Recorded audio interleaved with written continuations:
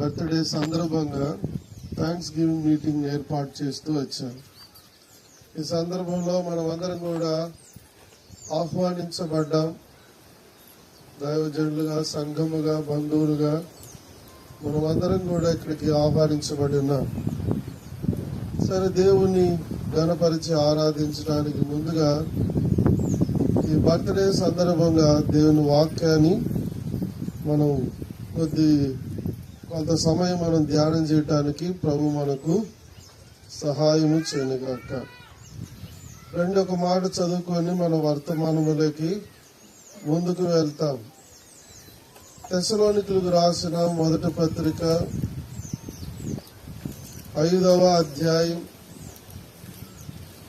కలిసి 16వ వచనం చదువుకుందాం.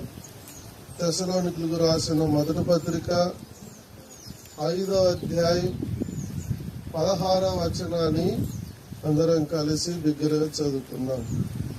ప్రతి విషయమందును కృతజ్ఞతాస్తుతులు చెల్లించుడి, ఇలాగు చేయుట యేసుక్రీస్తునందు నీ విషయములో దేవుని చిత్తము. ప్రభు సహాయం కొరకై ప్రార్థన.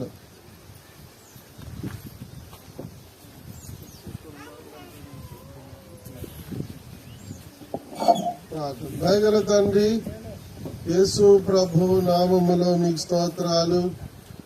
ఈ మధ్యాహ్న వేళలో మరొకసారి ప్రభు మిమ్మల్ని స్తుతించి ఆరాధించి మహింపరిచి ఘనపరుస్తుంటున్నాం. మా జీవితంలో ఎంతైనా నమ్మదగిన దేవుడుగా, మా దేవుడుగా మీరున్నందుకు కొరకు మీకు స్తోత్రములు. ఈ రీతిగా మమ్మల్ని ప్రేమించి మా కొరకు ప్రాణం అర్పించి మమ్మల్ని మీ బిడ్డలుగా, మీ ప్రజలుగా మార్చుకున్నందుకు కొరకు స్తోత్రాలు.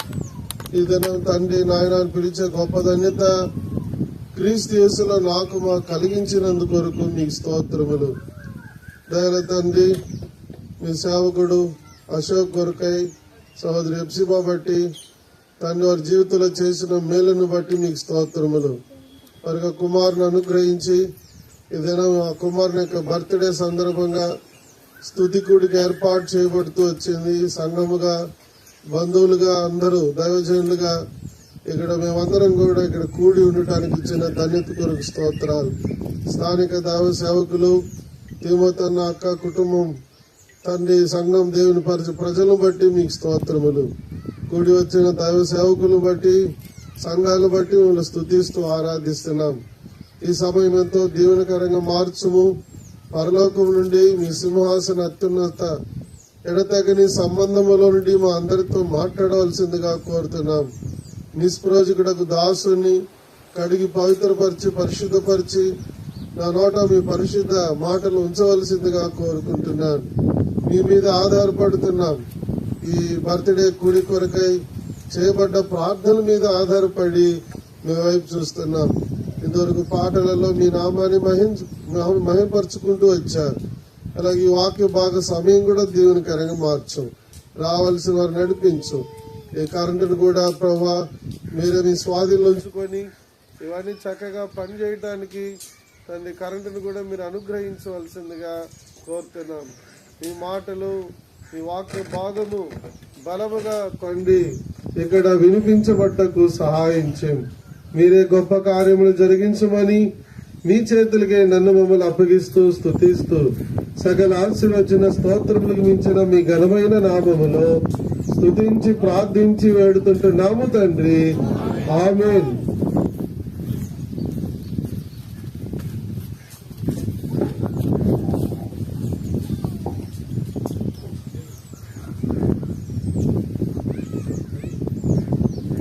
చదివిన లేఖన భాగాన్ని మనం ఆధారం చేసుకొని మనము దేవుని వాక్యాన్ని కొంత సమయం మనం ధ్యానం కలిగి ఉంటాం. ఈ చదవబడిన లేఖన భాగం మనందరకు పరిచయమే. ఈ మొదటి దశలోని పత్రిక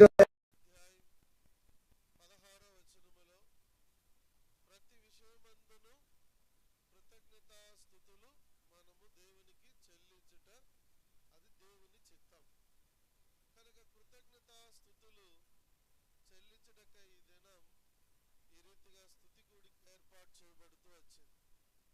కారణం కృతజ్ఞతా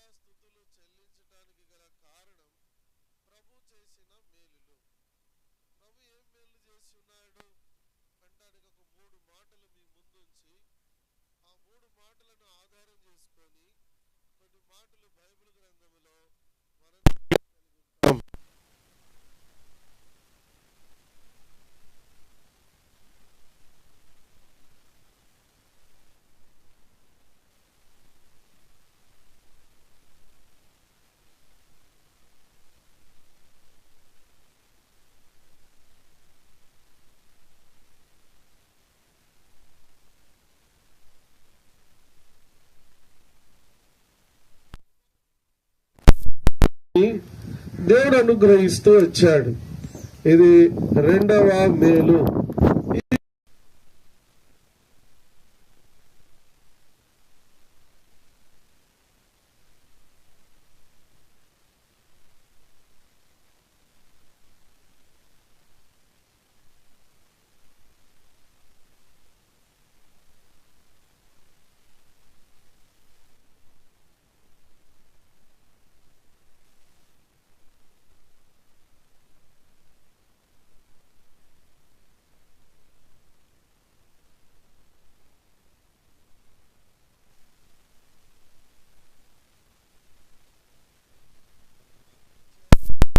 మూడవదిగా గర్భఫలంగా ఇచ్చిన కుమారునికి ఫస్ట్ బర్త్డే కనుక దేవుడు ఒక నూతన సంవత్సరమును దయాకిరీటంగా ధరింపజేస్తూ వచ్చాడు. ఈ మూడు మాటలను మనం ముందుంచుకొని అలాగ మన కొన్ని మాటలు దైవ గ్రంథములో ఉండి ధ్యానం కలిగి ప్రభుని మహింపరిచి ఈ కూడికను మనం ముగించుకుంటాం. మొదటి సందర్భానికి మనం వస్తే ప్రతి విషయములో దేవునికి కృతజ్ఞతాస్తుతులు చెల్లించాలి. అయితే కారణం ప్రభు చేసిన మేలులు. ఏంటి మేలు? సోదరుడు అశోక్ యొక్క జీవితంలో ప్రభు చేసిన మేలు ఏంటి అంటే, సహోదరి ఎప్సిబాను భార్యగా అనుగ్రహించి భార్య భర్తలుగా దేవుడు వారిని జతపరుచుతూ వచ్చాడు. మనం ఎరుగుదము దేవుని లేఖనములో ఇలాగ ఒక మాట కనబడుతూ ఉంది. మనం అందరం కలిసి దైవ గ్రంథంలో కీర్తనల గ్రంథం 68వ కీర్తన 6వ వచనం మొదటి భాగం అందరం కలిసి చదువుతాం. ప్లీజ్ అందరు చదవండి, అందరు ఏకీభవించండి. 68వ కీర్తన 6వ వచనము అందరు కలిసి మొదటి భాగం. దేవుడు ఏకాంగులను సంసారులుగా చేయువాడు. చాలా ఈ మొదటి మాట మొదటి సందర్భం కొరకై. మొదటి సందర్భం నరుడు ఒంటరిగా ఉండుట దేవుడు మంచిది కాదని ఎంచి ఆదాముకు దేవుడు సాటైన సహాయంగా హవ్వను అనుగ్రహిస్తూ వచ్చాడు. మనం ఎరుగుదాం. బైబిల్ గ్రంథం చూస్తే వివాహముతో ప్రారంభమై వివాహముతో ముగించబడ్డట్లుగా మనకు కనబడతాం. ఆది కాండములో మొదటి వివాహం జీవం కలిగిన దేవుడే ఏర్పాటు చేస్తూ వచ్చాడు. ఆదాము అవ్వలను భార్యాభర్తలుగా జతపరుస్తూ వచ్చాడు. కారణం ఏంటి? నరుడు ఒంటరిగా ఉండటం మంచిది కాదు. అందుకని అశోక్ ఒంటరిగా ఉండటం కూడా మంచిది కాదని, ఎప్సిబా సిస్టర్ కూడా ఒంటరిగా ఉండటం మంచిది కాదని వారి ఇరువురిని కూడా భార్యాభర్తలుగా జతపరుస్తూ వచ్చాడు. కనుక ఏకాంతులుగా ఉన్న వారిని సంసారులుగా, కుటుంబంగా, భార్యాభర్తలుగా ప్రభు మారుస్తూ అది కుటుంబంగా కడుతూ వచ్చాడు. కనుక దేవుడే వీరి ఇరువురిని కూడా జతపరుస్తూ వచ్చాడు. వీరి కుటుంబాన్ని కడుతూ వచ్చాడు. ఇది వారు వ్యక్తిగతంగా వారి జీవితంలో వారు పొందిన మేలు. అందుకొరకే కూడా ప్రభుని స్తుతించడం అనేది ప్రాముఖ్యం. అందుకని ఆదామును కూడా ఒంటరిగా ఉండటం మంచిది కాదని కుటుంబంగా దేవుడు కడుతూ వచ్చాడు. అలాగే అశోకును కూడా ఒంటరిగా ఉండటం మంచిది కాదని కుటుంబంగా దేవుడు కడుతూ వచ్చాడు. కనుక వారి ఇరువురు మరి భార్య భర్తలుగా జతపరచబడి కుటుంబంగా వారు ప్రభువుని సేవిస్తూ ఉన్నారు. భార్యాభర్తలుగా కుటుంబంగా ప్రభువుని సేవించే గొప్ప ధన్యతను వారు కలిగి ఉంటున్నారు. అందుకని మనం చదివిన ఎఫెసీ 5:16 ప్రకారం ప్రతి విషయమందును దేవునికి కృతజ్ఞతాస్తుతులు చెల్లించాలి. కారణం వారి జీవితంలో ప్రభు ఏమై ఉన్నాడు, చేసిన మేలేంటో మనకు ఇక్కడ కనబడతాం. ఇప్పుడు మరొక సందర్భంలోకి మనం వస్తే, దేవుడు ఏకాంగులను సంసారులుగా చేయువాడు. అలాగే వీరిను జతపరిచి వారి కుటుంబ జీవితాన్ని దీవించి వారిని కుటుంబాన్ని కాచి కాపాడుతూ వచ్చాడు. అంత మాత్రమే కాదు, యేసు తానే వారితో నడిచిన రాయబడి రీతిగా వీరి కుటుంబ జీవితంలో ప్రభు తానే వారితో ఉండి వారి మధ్య ఉంటూ వారిని ఇంతవరకు కూడా నడిపిస్తూ వచ్చాడు అని మనం చెప్పగలం. ఇది ప్రభు వారి జీవితంలో చేసిన మొదటి మేలు. కుటుంబంగా కట్టడం అనేది మొదటి మేలు. వివాహము అంటేనే ఈ దినాల్లో చాలా ఇబ్బందులు ఉన్నాయి. ఏంటి ఇబ్బందులు అంటే, ఒకటి చదువు, లేక కులము, లేక డబ్బు, లేక వయసు, లేక అందము, ఇవన్నీ రకరకాలైన కారణాలు కార్యాలు అడ్డుగా ఉన్నాయి. అందుకని ఈ దినాల్లో చాలా మంది పెళ్లిళ్ళు ఆలస్యం అవుతా ఉన్నాయి. అయితే దేవుడు వీరి ఇరువురిని కూడా చక్కగా జతపరుస్తూ వచ్చాడు, కుటుంబంగా కడుతూ వచ్చాడు. ఇది దేవునికి మహిమ. ఇది ప్రభు వారి జీవితంలో చేసిన మొదటి మేలు. అందుకొరకే కృతజ్ఞతాస్తుతులు చెల్లింపబద్ధులమైనాం. రెండవ మాటకి మనం వస్తే, దేవుడు వీరిని జతపరిచిన తర్వాత చేసిన మేలేంటి? రెండవ మాట 127వ కీర్తన, అందరం కలిసి 127వ కీర్తన 3వ వచనాన్ని చదువుతాం. 3వ వచనం అందరం కలిసి చదువుతాం. చదవండి. కుమారులు యెహోవా అనుగ్రహించు స్వాస్థ్యము, గర్భఫలము ఆయనిచ్చు బహుమానమే. కనుక ఇక్కడ మనం గమనిస్తే రెండవ సందర్భంలో కుమారులు అనే మాట రాయబడుతూ వచ్చింది. సరే, కుమారులు యెహోవా అనుగ్రహించు స్వాస్థ్యం, గర్భఫలం ఆయనిచ్చు బహుమానం. కుమారులైనా కుమార్తెలైనా ఆయనిచ్చు బహుమానమే, ఆయనిచ్చు స్వాస్థ్యమే. కనుక ఈ మాట మనం గుర్తుపెట్టుకోవటం కూడా ప్రాముఖ్యం. ఇప్పుడు రెండవ మేలు, దేవునికి కృతజ్ఞత స్తుతులు చెల్లించడానికి గల రెండవ మేలు ఏంటి అంటే, కుటుంబములో దేవుడు వారిని జతపరిచిన తర్వాత వారిని ఆశీర్వదించి దేవుడు ఒక చక్కని కుమారుని ప్రభు అనుగ్రహిస్తూ వచ్చాడు. అందుకని గర్భఫలము ఆయనిచ్చు బహుమానము అనే మాట రాయబడింది.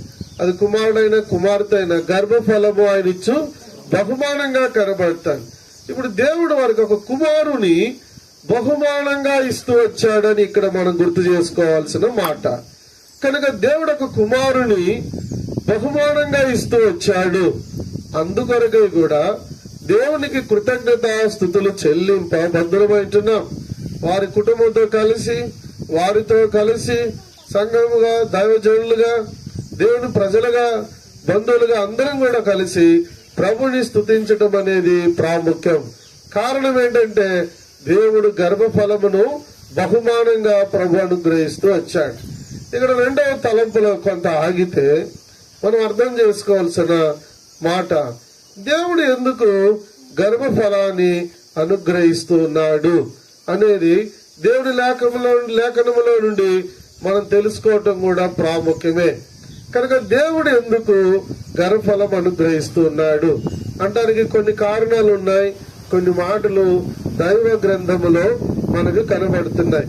నేను ఒకటి లేక రెండైనా నేను గుర్తు చేస్తాను ఈ సందర్భంలో. రెండవ సందర్భం, మొదటిగా రండి, యెషయా గ్రంథం దేవుని వాక్యములో ఉండి యెషయా గ్రంథం 43వ అధ్యాయం 7వ వచనం అందరం కలిసి చదువుకుందాం. తీయండి మీ బైబిల్. చదవగలిగిన వారు నాతో ఏకీభవించి యెషయా గ్రంథం 43:7 అందరు కలిసి చదువుతాం.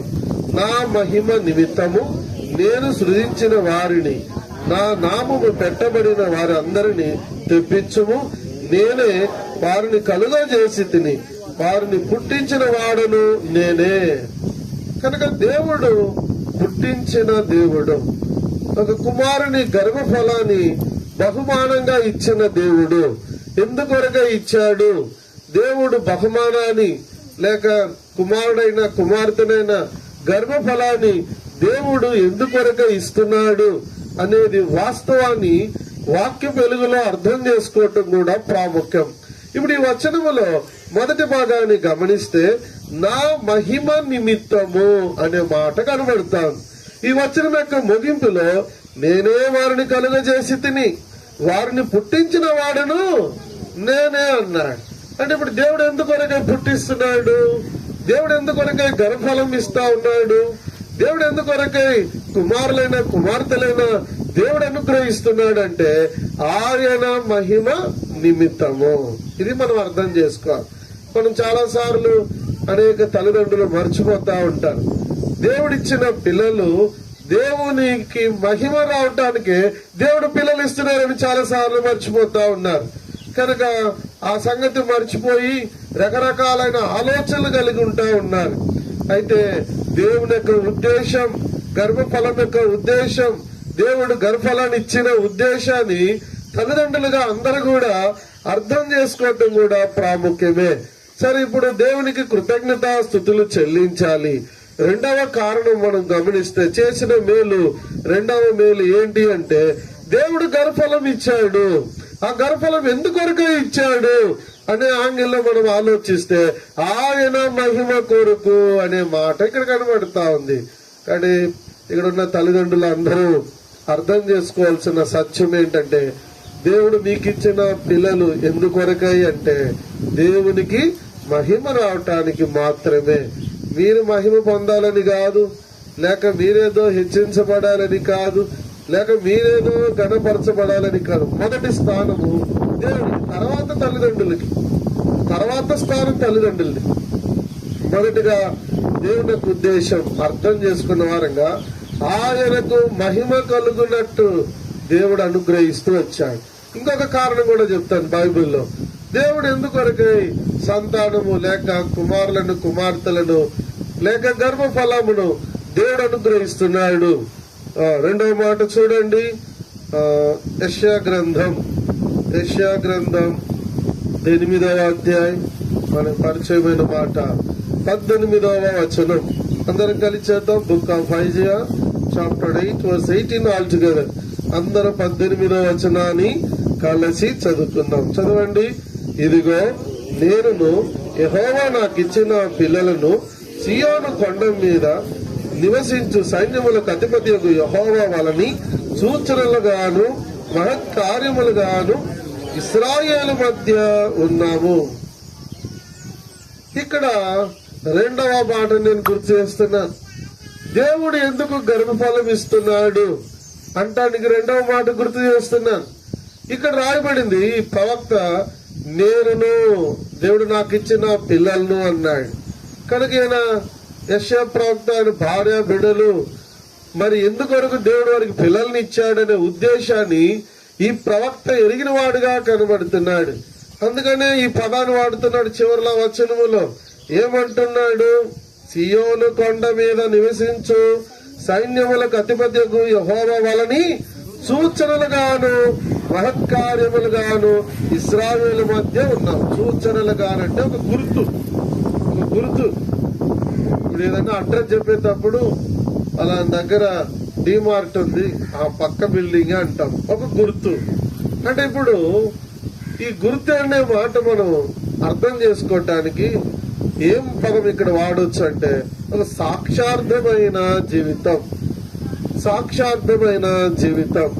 ఇప్పుడు రెండవ మాట ఇక్కడ మనం అర్థం చేసుకోవటానికి దేవుడు ఎందుకొరకు గర్భఫలం ఇస్తా ఉన్నాడు. దేవుడు ఎందుకొరకు గర్భఫలం ఇస్తా ఉన్నాడంటే రెండవదిగా మరి దేవుడిచ్చిన పిల్లలు అలాగా తల్లిదండ్రులు కలిసి గుర్తుగా అనేకులకు సాక్షార్థంగా కనబడాలన్నదే దేవుని యొక్క ఉద్దేశం. కనుక ఈ ప్రపంచంలో లేక వారు ఉంటున్న ప్రాంతంలో దేవునికి సాక్షార్థంగా ఉండటానికి దేవుడు వారికి గర్భఫలం అనుగ్రహిస్తా ఉన్నాడు అని ఈ వాక్యం ద్వారా మనం అర్థం చేసుకోవటం అనేది కూడా ప్రాముఖ్యమే. కనుక మొదటిది ఆయన మహిమ కొరకు గుర్తుపెట్టుకోండి. రెండవది ఆయనకు సాక్షార్థంగా జీవించడానికి దేవుడు పిల్లల్ని ఇస్తా ఉన్నాడు. ఇప్పుడు నిజంగా మీరు గమనించండి, ఎన్నో కుటుంబాల్లో దేవునికి మహిమ ఉందా పిల్లల ద్వారా అంటే అనేకమైన కుటుంబాల్లో దేవునికి మహిమ లేదు పిల్లల ద్వారా. అలాగే దేవునికి సాక్షార్థంగా కుటుంబము లేక పిల్లలు కనబడుతా ఉన్నారంటే అనేకమైన కుటుంబాల్లో సాక్షార్థంగా లేనివారుగా, సాక్ష్యం లేనివారుగా ఎంతో మంది పిల్లలు కనబడుతున్నారు. ఎన్నో విషయాలు మన చుట్టూ జరుగుతా ఉన్నాయి, మనం చూస్తా ఉన్నాం, మనం వింటా ఉన్నాం. మనం అందరము ఎరిగిన వారమే, ఎవరు ఎరగని వారమేం కాదు. అందుకని ఇప్పుడు మనం అర్థం చేసుకోవాల్సిన రెండవ మాట ఏంటి? తల్లిదండ్రులుగా ఏం అర్థం చేసుకోవాలి? రెండవ మాట, దేవుడు మీకు ఇచ్చిన పిల్లల విషయంలో మీరును మీ పిల్లలను ఎట్లుండాలంట? ఇశ్రాయేలు మధ్య, దేవుని ప్రజల మధ్య, లోకం ఎదుట, అన్య ప్రజల ఎదుట కనుక సాక్షార్థంగా ఒక గుర్తుగా ఫలానా కుటుంబం, ఫలానా పిల్లలు, ఫలానా తల్లిదండ్రులు చాలా మంచివారని సాక్షార్థమైన జీవితం అనేది ప్రభుకు అవసరం. అందుకొరకై దేవుడు గర్భఫలం ఇస్తాడు. ఇంకా ఇలాగ చెప్తూ పోవచ్చు. రెండవ తలంపులో ఇంకా కొన్ని తలంపులు ఉన్నాయి, అవన్నీ నేను గుర్తు చేయలేదు. టైం ఆల్రెడీ మనం ముగించే టైంలో ప్రారంభించాం వర్తమానం కదా, కాబట్టి మిమ్మల్ని కూడా విసిగించాలని నాకేం ఇబ్బంది లేదు. త్వరగా నేను ముగించేస్తాను. ఇప్పుడు రెండవ తలంపు ముగిద్దాం. మొదటిది గుర్తు చేసుకుందాం. మొదటిది ఏంటి? ఏకాంగులను సంసారులుగా చేస్తాడు. కనుక వారి ఇరువురు ఒంటరిగా ఉండటం మంచిది కాదని అశోక్ ఎప్సిబా సిస్టర్ని కుటుంబంగా కట్టాడు. ఇది ఇందుకొరకై ప్రభుకు కృతజ్ఞతాస్తుతులు చెల్లించాలి. రెండోదిగా వారిని కుటుంబంగా కట్టడమే కాకుండా గర్భఫలం కూడా దేవుడు అనుగ్రహిస్తా వచ్చాడు. బహుమానంగా ప్రభు గర్భఫలం అనుగ్రహిస్తూ వచ్చాడు. ఈ గర్భఫలం విషయంలో ఎందుకొరకై దేవుడు గర్భఫలం ఇస్తున్నాడు అనే సత్యం ఎరగడానికి రెండు మాటలు చదివాం. ఒకటి ఆయనకు మహిమ, రెండో ఆయనకి సాక్షార్థంగా బ్రతకటానికి అనేది స్పష్టంగా ప్రతి ఒక్కరం కూడా మనం ఎరగటం అనేది ప్రాముఖ్యం. ఇప్పుడు మూడవ సందర్భానికి వెళ్తాం. మూడవ సందర్భం ఏంటి అంటే, దేవుడు అశోకు ఎప్సిబాకు ఇచ్చిన కుమారుని విషయంలో సంవత్సరమును దయాకిరీటంగా దేవుడు ధరింపజేశాడు. రండి చదువుతాం. 65వ కీర్తన 11వ వచనం. అందరు తీయండి. మనం అందరం ప్రతి సందర్భాల్లో ఈ వచనం చదువుతూ ఉంటాం. చాలా సందర్భాల్లో బర్త్డే చదువుతాం. 65వ కీర్తన చదవండి. 11వ వచనం అందరు చదవండి. సంవత్సరమును నీ దయా కిరీటము ధరింపజేసి ఉన్నావు, నీ జాడలు సారము వెదజల్లుచున్నవి. ఇక్కడ రాయబడిన మాట, సంవత్సరమును నీ దయా కిరీటము ధరింపజేసి ఉన్నావు అనే మాట రాయబడి. దేవుడు ఒక నూతన సంవత్సరమును దయాకిరీటంగా అనుగ్రహిస్తూ వచ్చాడు. అనగా 12 మాసాలు దేవుడు బిడ్డను కాపాడాడు. కనుక 12 మాసాలు సంపూర్ణమైనప్పుడు మొదటి సంవత్సరం, మొదటి దయాకిరీటం, కనుక మొదటి బర్త్డే ప్రారంభమవుతా ఉంది అనేది మనం అర్థం చేసుకోవటం కూడా ప్రాముఖ్యమే. అందుకని first birthday thanks giving meeting వీరు కలిగి ఉంటున్నారు. కనుక ఇప్పుడు మూడవ సందర్భంలో దేవుడు మరి తన దయ ద్వారా ఓ నూతన సంవత్సరమును దయాకిరీటంగా ధరింపజేశాడు. ఇప్పుడు ఇక్కడ ఒక మాట గుర్తు చేస్తాను. చాలా మంది అనుకుంటారు ఈ సంవత్సరం వెంబడి సంవత్సరం పొడిగించబడితే కొంతమందికి అభిప్రాయాలు ఎట్లా ఉంటదంటే, నేను మంచి ఆహార అలవాట్లు కలిగి ఉన్నాను, అందుకని ఆరోగ్యంగా ఉన్నాను, అందుకని నా వయసు పెరుగుతా ఉంది అనుకుంటారు. ఇంకొంతమంది నేను మంచిగా ఎక్సర్సైజులన్నీ చేస్తా ఉన్నాను కనుక ఆరోగ్యకరంగా ఉన్నాను కనుక ఇంకా నా వయసు పెరుగుతా ఉంది, దీర్ఘాయుషు నాకు ఉంది అని అనుకుంటారు. మద్రాసులో, తమిళనాడులో ఒక ఆయన ఒక యూట్యూబ్ లో ఒక స్టేట్మెంట్ ఇచ్చాడు, నేను 175 సంవత్సరాల వరకు బ్రతుకుతాను అని ఆయన గట్టిగా యూట్యూబ్ లో చెప్తా ఉన్నాడు. కారణం ఏంటి అని అందరూ ఆయన ఇంటర్వ్యూ చేస్తే ఆయన రోజు రకరకాలైన కషాయాలు, వనమూలికలు, అనేకమైన మూలికలన్నీ త్రాగుతూ తింటూ ఉన్నాడు. అందుకని ఆయన చెప్తున్నాడు, నేను 175 సంవత్సరాలు దాటుతాను అంటున్నాడు. మరి అద్దరికి ఉంటాడో లేదో తెలియదు కానీ ఇప్పటికైతే బ్రతికే ఉన్నాడు, ఇంకా ఆయన చనిపోలా. సరే, బ్రతికే ఉండటం మంచిదే. అయితే ఇలాగ కొంతమంది అభిప్రాయాలు ఉంటాయి. వారు తీసుకునే డైట్ అని, లేక వారు తీసుకుంటే ఆహార నియమాలు, లేక ఎక్సర్సైజ్ అని, లేక మంచి మెడిసిన్ అని, ఇట్లా రకరకాల కారణాలు చెప్పుకుంటా ఉంటారు. ఇవన్నీ ఏం వాస్తవాలు కాదు. మనం తీసుకునే డైట్ వల్ల, మనం తీసుకునే మెడిసిన్ వల్ల మనం బ్రతకటం అనేది అంత సులభం కాదు. దేవుని దయ లేకుండా నువ్వెంత మెడిసిన్ తీసుకున్నా, నువ్వెంత ఎక్సర్సైజులు చేసినా, నువ్వు ఎన్ని చేసినా కూడా వ్యర్థమే. నెల్లూరులో ఒకసారి ఒక బ్రదర్ ప్రభునందు నిద్రించారు. ఎటువంటి పరిస్థితులు నిద్రించారు తెలుసా? ఆయన ఎక్సర్సైజ్ చేస్తా ఉన్నాడు, ఇంట్లో థ్రెడ్మిల్ వాకింగ్ చేస్తా ఉన్నాడు. రోజు మంచిగా వాకింగ్ చేశాను. వాకింగ్ చేసేటప్పుడే స్ట్రోక్ వచ్చింది, పడ్డాడు, అక్కడికక్కడే చనిపోయాడు. మన వాకింగ్లు మనల్ని కాపాడు, మనం తీసుకునే డైట్లు మనల్ని కాపాడు, లేక మనం తీసుకునే మెడిసిన్ మనల్ని కాపాడదు. అలా మెడిసినే 100% కాపాడితే హాస్పిటల్లో ఒకరు కూడా చనిపోకూడదు. అర్థమైంది మాట? హాస్పిటల్లో ఒకరు కూడా చనిపోకూడదు. అయితే ఇప్పటికీ హాస్పిటల్లో చాలా మంది రోజు చనిపోతూనే ఉన్నారు. కొంతవరకే మెడిసిన్, కొంతవరకే డాక్టర్ సహాయం. అయితే ఎక్కువ సహాయం ఎవరు?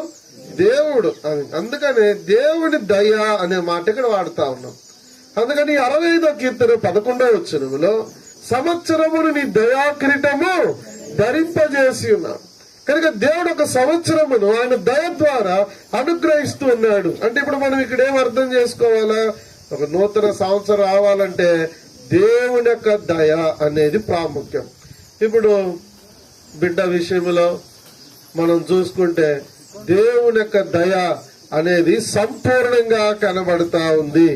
దేవుని యొక్క దయ సంపూర్ణంగా కనబడతా ఉంది. ఎలీషా ఈ బర్త్డే సందర్భంలో ప్రభు తన దయ చూపిస్తూ వచ్చాడు. ఏంటి ఆయన దయ? కొన్ని 3 మాటలు నేను గుర్తు చేస్తాను. ఈ 3వ సందర్భంలో ఆయన దయను గురించి నేను గుర్తు చేసే మాట, మొదటిగా కీర్తన గ్రంథం 5వ కీర్తన 12వ వచనం. అందరు కలిసి చదువుతాం. 5వ కీర్తన 12వ వచనం చదవండి ప్లీజ్, అందరు కలిసి చదవండి. యెహోవా నీతిమంతులను ఆశీర్వదించు వాడవు నీవే, కేడముతో కప్పినట్లు నీవు వారిని దయతో కప్పెదవు. చాలని అక్కడ ఆపుతాం. కేడముతో కప్పినట్లు నీవు వారిని దయతో కప్పెదవు అనే మాట రాయబడుతూ వచ్చింది. అంటే ఏంటి ఇక్కడ అర్థం? కేడము కనబడతా ఉంది, దయ కూడా కనబడతా ఉంది. ఒక కేడము ఒక సైన్య వీరుని ఎలా కాపాడుతుందో, యుద్ధ భూమిలో ఎలా అపాయం నుండి కాపాడుతుందో, దేవుని దయ కూడా ప్రతి ఒక్కరిని కూడా కాపాడుతుంది అనే మాట ఇక్కడ అర్థం చేసుకోవటం ప్రాముఖ్యం. అందుకనే ఈ మాట ప్రకారం చూస్తే ఆయన కేడముతో కప్పినట్లు దయతో కప్పుతా ఉన్నాడు. ఇప్పుడు దయ ఏం చేసింది బిడ్డ విషయంలో? ఎలీషా విషయంలో దేవుని దయ ఏం చేసింది? కప్పుతూ వచ్చింది, అంటే కాపాడుతూ వచ్చింది. ఈ 12 మాసాల్లో వాళ్ళ తల్లిదండ్రులు అడిగితే చెప్తారు ఎన్నిసార్లు జ్వరాలు వచ్చాయి. ఇప్పుడు కూడా వచ్చినప్పుడు నేను ఉదయం వచ్చి నిన్నటిదాకా కూడా ఫీవర్ ఉంది. ఈ ఫీవర్లు, దగ్గులు, జ్వరాలు, బలహీనతలు ఇవన్నీ వస్తూ ఉంటాయి. కామన్, చిన్నపిల్లలకి ఇవన్నీ వస్తూ పోతా ఉంటాయి. అయితే దేవుని యొక్క దయ ఏం చేస్తా వచ్చింది? అన్ని పరిస్థితులలో ఈ 12 మాసాలు దయతో దేవుడు కాపాడుతూ వచ్చాడు. అందుకే దయతో కప్పాడు. అందుకని సంవత్సరమును నీ దయా కిరీటము ధరింపజేసి ఉన్నావు.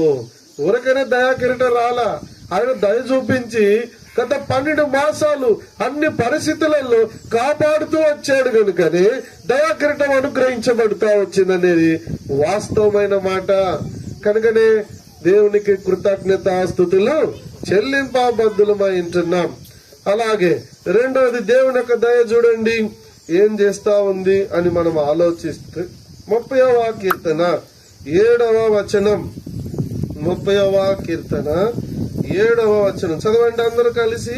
30వ కీర్తన 7వ వచనం అందరు కలిసి చదువుతాం ప్లీజ్, చదవండి. యెహోవా దయగలిగి నీవే నా పర్వతమును స్థిరపరిచితివి. చాలు.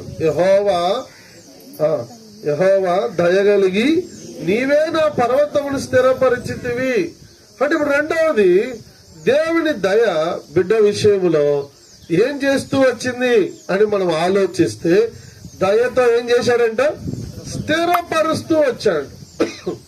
ఇక్కడ తెలుగులో ఎట్లా ఉంది ఒకసారి చూడండి. యెహోవా నీవే దయగలిగి నా పర్వతం అంటారు. ఇతర ట్రాన్స్లేషన్ లో పర్వతం వల్లే నన్ను స్థిరపరిచితివే నా మాట. నా పర్వతం అన్న అదే మీనింగ్.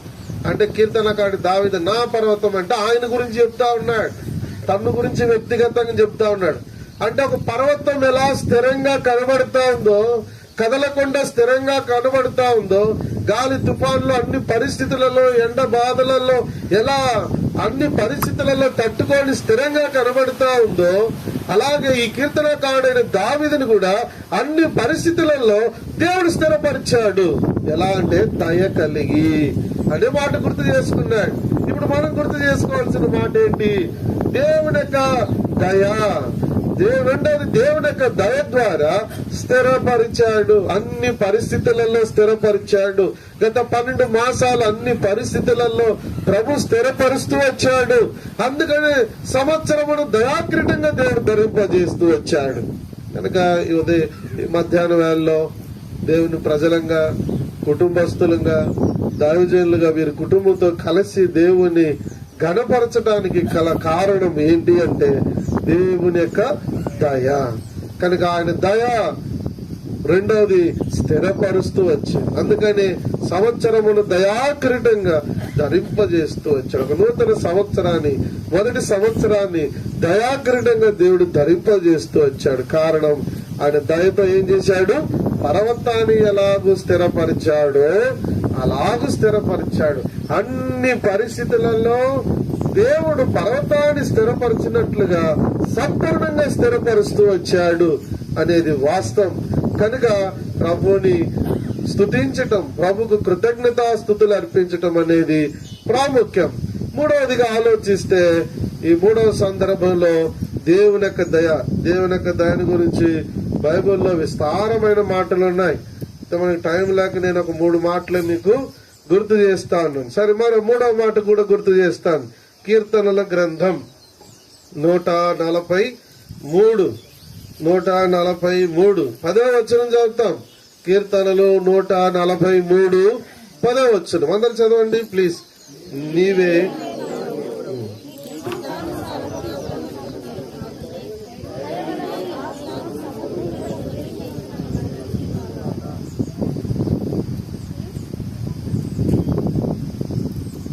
ఇప్పుడు 3వ మాట దేవుని యొక్క దయను గురించి.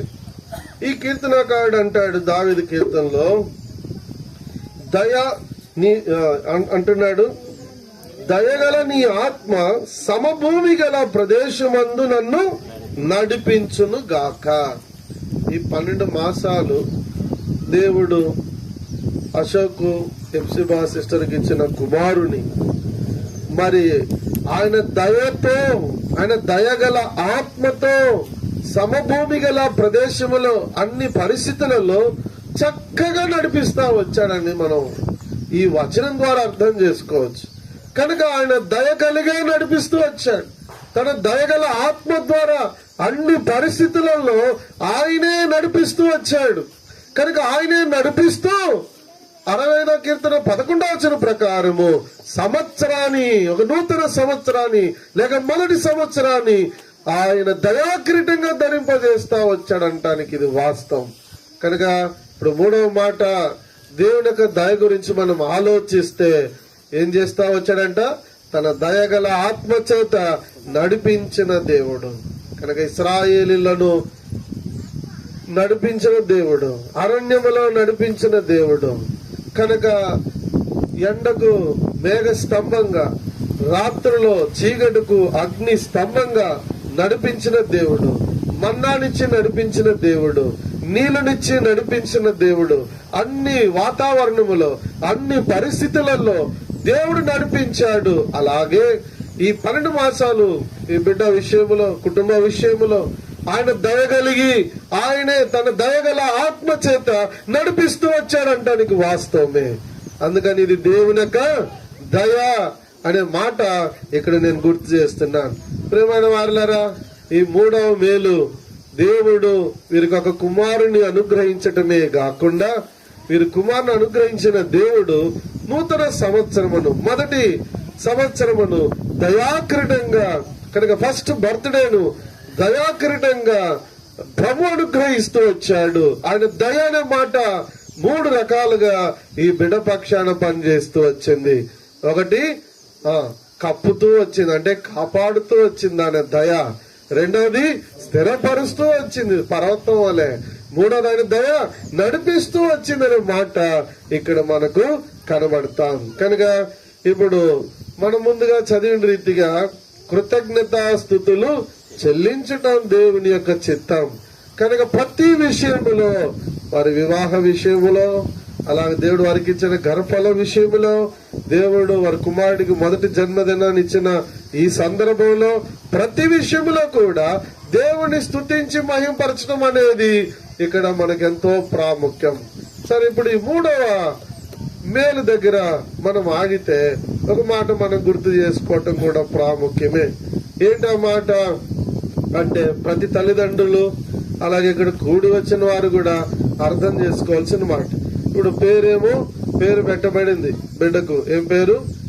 ఎల్ ఉజి ఎలిషా అనే మాట రాబడి. అంటే ఎల్ ఉజి అంటే మరి భావం మీకు చెప్పాడో లేదు అశోక్, హీబ్రూ పదములో నుండి గాడ్ ఆఫ్ మై స్ట్రెంగ్త్ అని భావం. అంటే దేవుడే నా బలం. ఎల్ అంటే దేవుని గురించి మాట్లాడుతాం, ఆయన శక్తిని గురించి మాట్లాడతాం. అందుకని చాలా పదాల్లో ఎల్ షదాయ్, ఎల్ రోహి, అలాగే కొన్ని పదాలు మనకు హెబ్రీ పదములో లేక హీబ్రూ భాషలో అనేక పదాలు మనకు కనబడుతున్నాయి. సరే, ఇప్పుడు ఆ పేరు గల లేక ఆ మాట గల భావము దేవుడే నా బలము లేక ఆయన నా బలము అనే మాట గుర్తు చేయబడుతుంది. రెండవది ఎలీషా అనే మాట కూడా పేరు పెట్టబడుతూ వచ్చింది. కనుక ఎలీషా అంటే దానికి కూడా భావం ఉంది. గాడ్ ఈస్ మై సాల్వేషన్, దేవుడే నా రక్షణ అని భావం. దేవుడే నా రక్షణ అంటే ఎలీషా అంటే దేవుడే నా రక్షణ అనే మాట గుర్తుపెట్టుకోండి. అంటే దేవుడే బలము, అలాగే దేవుడే రక్షణగా కనబడుతూ ఉంటున్నాడు. ఈ పేరు గల భావం. ఇప్పుడు దేవుడు ఇందాక రెండో తలంపులో గుర్తు చేసిన రీతిగా దేవుడు ఎందుకు గర్భఫలం ఇస్తున్నాడనే రెండో తలంపులో గుర్తు చేసుకున్నాం కదా. రెండో తలంపులు ఏం గుర్తు చేసుకున్నాం?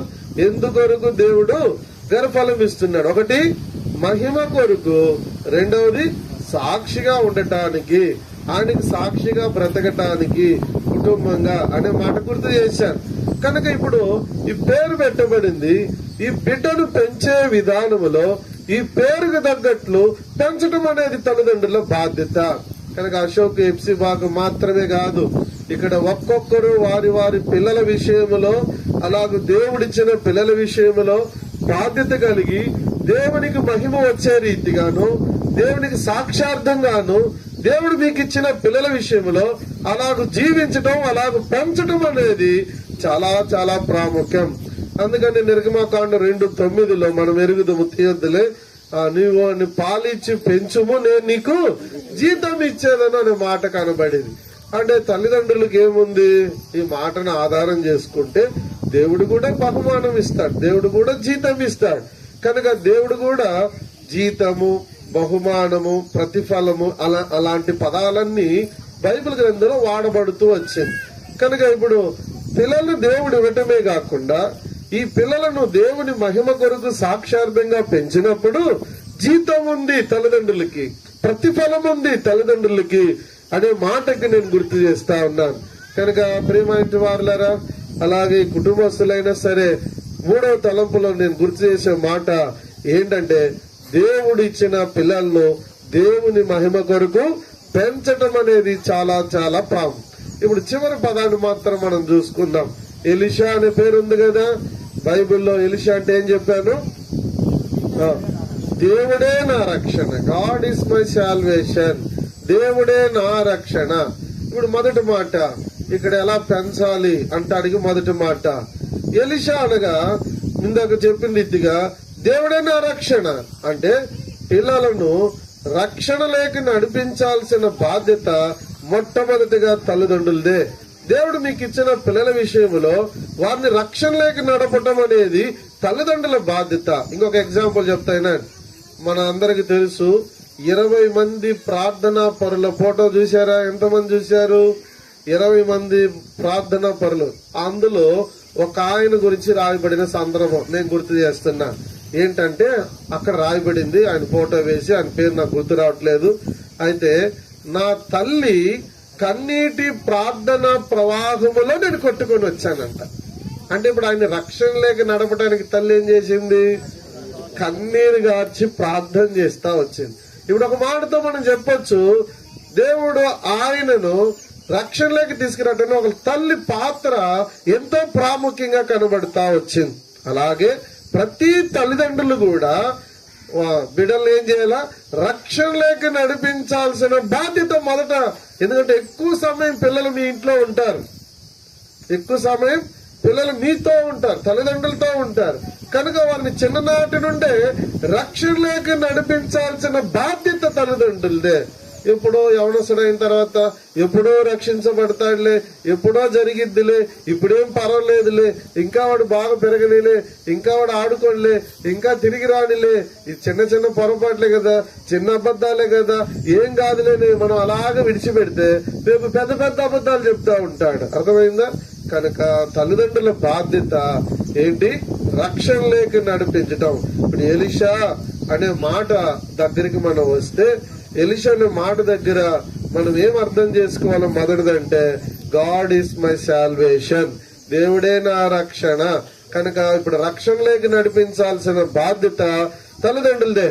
అశోకు, ఎప్సిబా వీరిరువురు కూడా కలిసి తన కుమారుని మరి యుక్త కాలంలో, నేను విన్నాను కోషి గారి సాక్ష్యం, ఆయన ఏ వయసుకి రక్షించబడ్డాడు ఎవరికైనా తెలుసా? దైవ సేవకులు కోషి గారు రక్షించబడ్డ సాక్ష్యం ఉన్నారు ఇక్కడ ఎవరైనా? 8 వయసులో రక్షించబడ్డాడు. ఎన్ని వయసులో? 8 ఏండ్ల వయసు. 8 ఏండ్ల వయసులోనే ఆయన రక్షణలోకి నడిపించబడతా వచ్చాడు. నేను నా రక్షణ జీవితంలోకి చూస్తే దాదాపు 14 ఏళ్ళప్పుడే నేను ప్రభులోకి వచ్చాను, రక్షణలోకి నడిపించబడ్డాను. దానికి కారణం కూడా మా నాన్నే.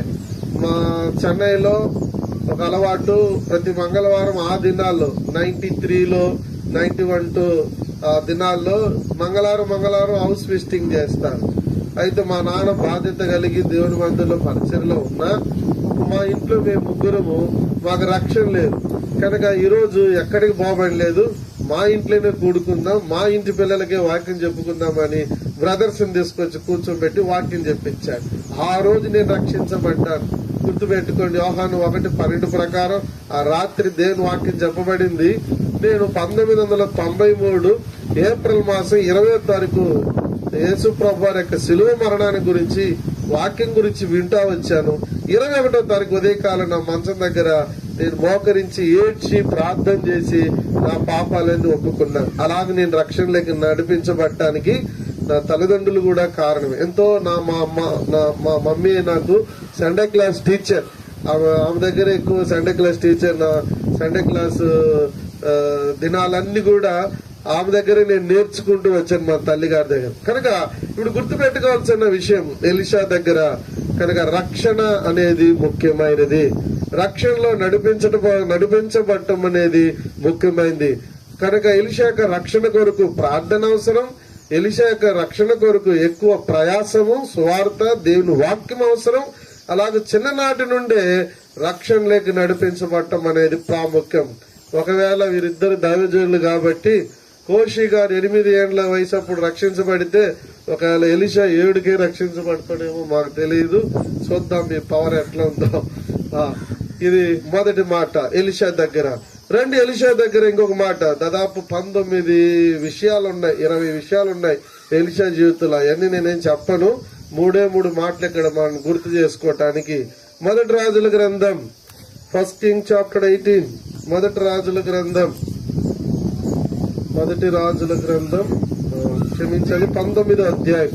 19వ అధ్యాయం రండి చదువుతాం. 19వ అధ్యాయం 18వ వచనం. 19వ అధ్యాయం 18వ వచనం. అందరు కలిసి చదవండి ప్లీజ్, చదవండి. ఆయన ఇశ్రాయేలు వారిలో బాలునకు మోకాలునకయు 19 క్షమించాలి 19 చదువుతాం, చదవండి. ఏలియా అచ్చటి నుండి పోయిన తర్వాత అతనికి షాఫాతు కుమారుడైన ఎలీషా కనబడెను. అతడు తన ముందున్న 12 అరకల ఎడ్ల చేత దుక్కి దున్నించుచు 12వ అరక తాను తోలుచుండెను. ఏలియా అతన్ని చేరబోయి తన దుప్పటి అతని మీద వేయగా. ఇక్కడ రెండవ మాట ఈ 19వ వచనంలో నేను గుర్తు చేస్తాను. ఎలీషా జీవితంలో కనబడే రెండవ మొదటిది గాడ్ ఈస్ మై సాల్వేషన్. కనుక దేవుడానికి రక్షణ, దేవుడానికి రక్షకుడు కనుక ఆయన రక్షించబడ్డ వ్యక్తి అని మనం చెప్పుకోవచ్చు. రెండవ మాట దగ్గరికి మనం వస్తే, ఏలియా వచ్చే టయానికి ఈయన ఎక్కడున్నాడు? పొలములో ఉన్నాడు. కనుక పొలములో దున్నుతా ఉన్నాడు. పొలంలో దున్నటం అనేది అంత సామాన్యమైన పని కాదు, చాలా హార్డ్ వర్క్ అనమాట. కనుక ఇప్పుడు మనకి ఇక్కడ అర్థం అవ్వాల్సిన రెండవ మాట ఏంటంటే, ఈయన ఎక్కడ మొట్టమొదటిగా ఈయన కనబడతా ఉన్నాడు అంటే పొలములోనే కనబడుతున్నాడు, దున్నే వ్యక్తిగా కనబడుతున్నాడు, మంచి రైతుగా, మంచి వర్కర్ గా ఎలీషా మనకి ఇక్కడ కనబడుతున్నాడు. ఇక్కడ నుండే పరిచయం కనబడుతా ఉంది. అలాగే దేవుడు వీరికి ఇచ్చిన కుమారుడైన ఎలీషాను కూడా మంచి పనివాడుగా, మంచిగా కష్టపడి పనిచేసే వ్యక్తిగా పెంచడం అనేది కూడా ప్రాముఖ్యమే. అలాగే ఇక్కడ ఎలీషా మాత్రం కాదు, మీ పిల్లలందరినీ కూడా అలాగే పెంచాలా. కొంతమంది తల్లిదండ్రుల స్వభావం ఎట్లుంటదంటే, మేము చాలా మందిని చూస్తున్నాం, తమ ఇంటి పిల్లల్ని పనికి వాడరు, పక్కింటి పిల్లల్ని ఏమో పనికి వాడుతూ ఉంటారు. అర్థమైంది మాట? తమ ఇంటి పిల్లల్ని ఏ పనికి వాడరు, ఏమి కష్టపెట్టరు. పక్కింటి పిల్లలు అయితే లేక బంధువుల పిల్లలు అయితే అన్ని గొడ్డి చాకరీ చేపించుకుంటారు. కనుక అది కరెక్ట్ కాదు. పిల్లలను ఇప్పటి నుండి ఒళ్ళుంచి పనిచేసే విధానంలో పెంచడం అనేది ప్రాముఖ్యం. కష్టం నేర్పించడం అనేది ప్రాముఖ్యం. అలాగే వారిని పెంచబట్టం అనేది ప్రాముఖ్యం. అలాగే ఎలీషా కూడా అలాగే పెంచబట్టం అనేది ప్రాముఖ్యం. ఇప్పుడు ఎలీషా ఇక్కడ మనకు కనబడుతున్నాడు, పొలములో మంచిగా దున్ని కష్టపడి పనిచేసే వ్యక్తిగా, మంచి పనివాడుగా కనబడుతున్నాడు. కనుక శ్రద్ధగా పనిచేయవాడు వేలుబడి చేస్తాడు. ఇప్పుడు శ్రద్ధగా పని చేస్తా ఉన్నాడు, పొలములో శ్రద్ధ కలిగి పని చేస్తా ఉన్నాడు, చాలా కష్టపడతా ఉన్నాడు. అలాగూ మంచి పనివాడుగా సిద్ధపరచబడాలి ఈ ఎలీషా కూడా. అలాగే దేవుడు మీకు ఇచ్చిన ప్రతి పిల్లల విషయం, ఆడపిల్లలైనా సరే, ఇది చూడండి, చెన్నైలో మాకు ఇట్లా ఉంది, మీకు అట్లా ఉందో మాకు తెలియదు. కానీ ఇక్కడ ఇప్పుడు ఏ భార్యలు సరిగ్గా వంట ఉండట్లే. ఎందుకు? వారు ఏమి పని చేయట్లేదు ఇంట్లో. జొమాటో, స్విగ్గీలు ఉన్నాయి. ఇక్కడ వచ్చిందా? మీకు కూడా ఉందా లేదా? అందుకనే మీ బతికిపోయారు ఇక్కడ ఉన్న బ్రదర్స్ అందరూ.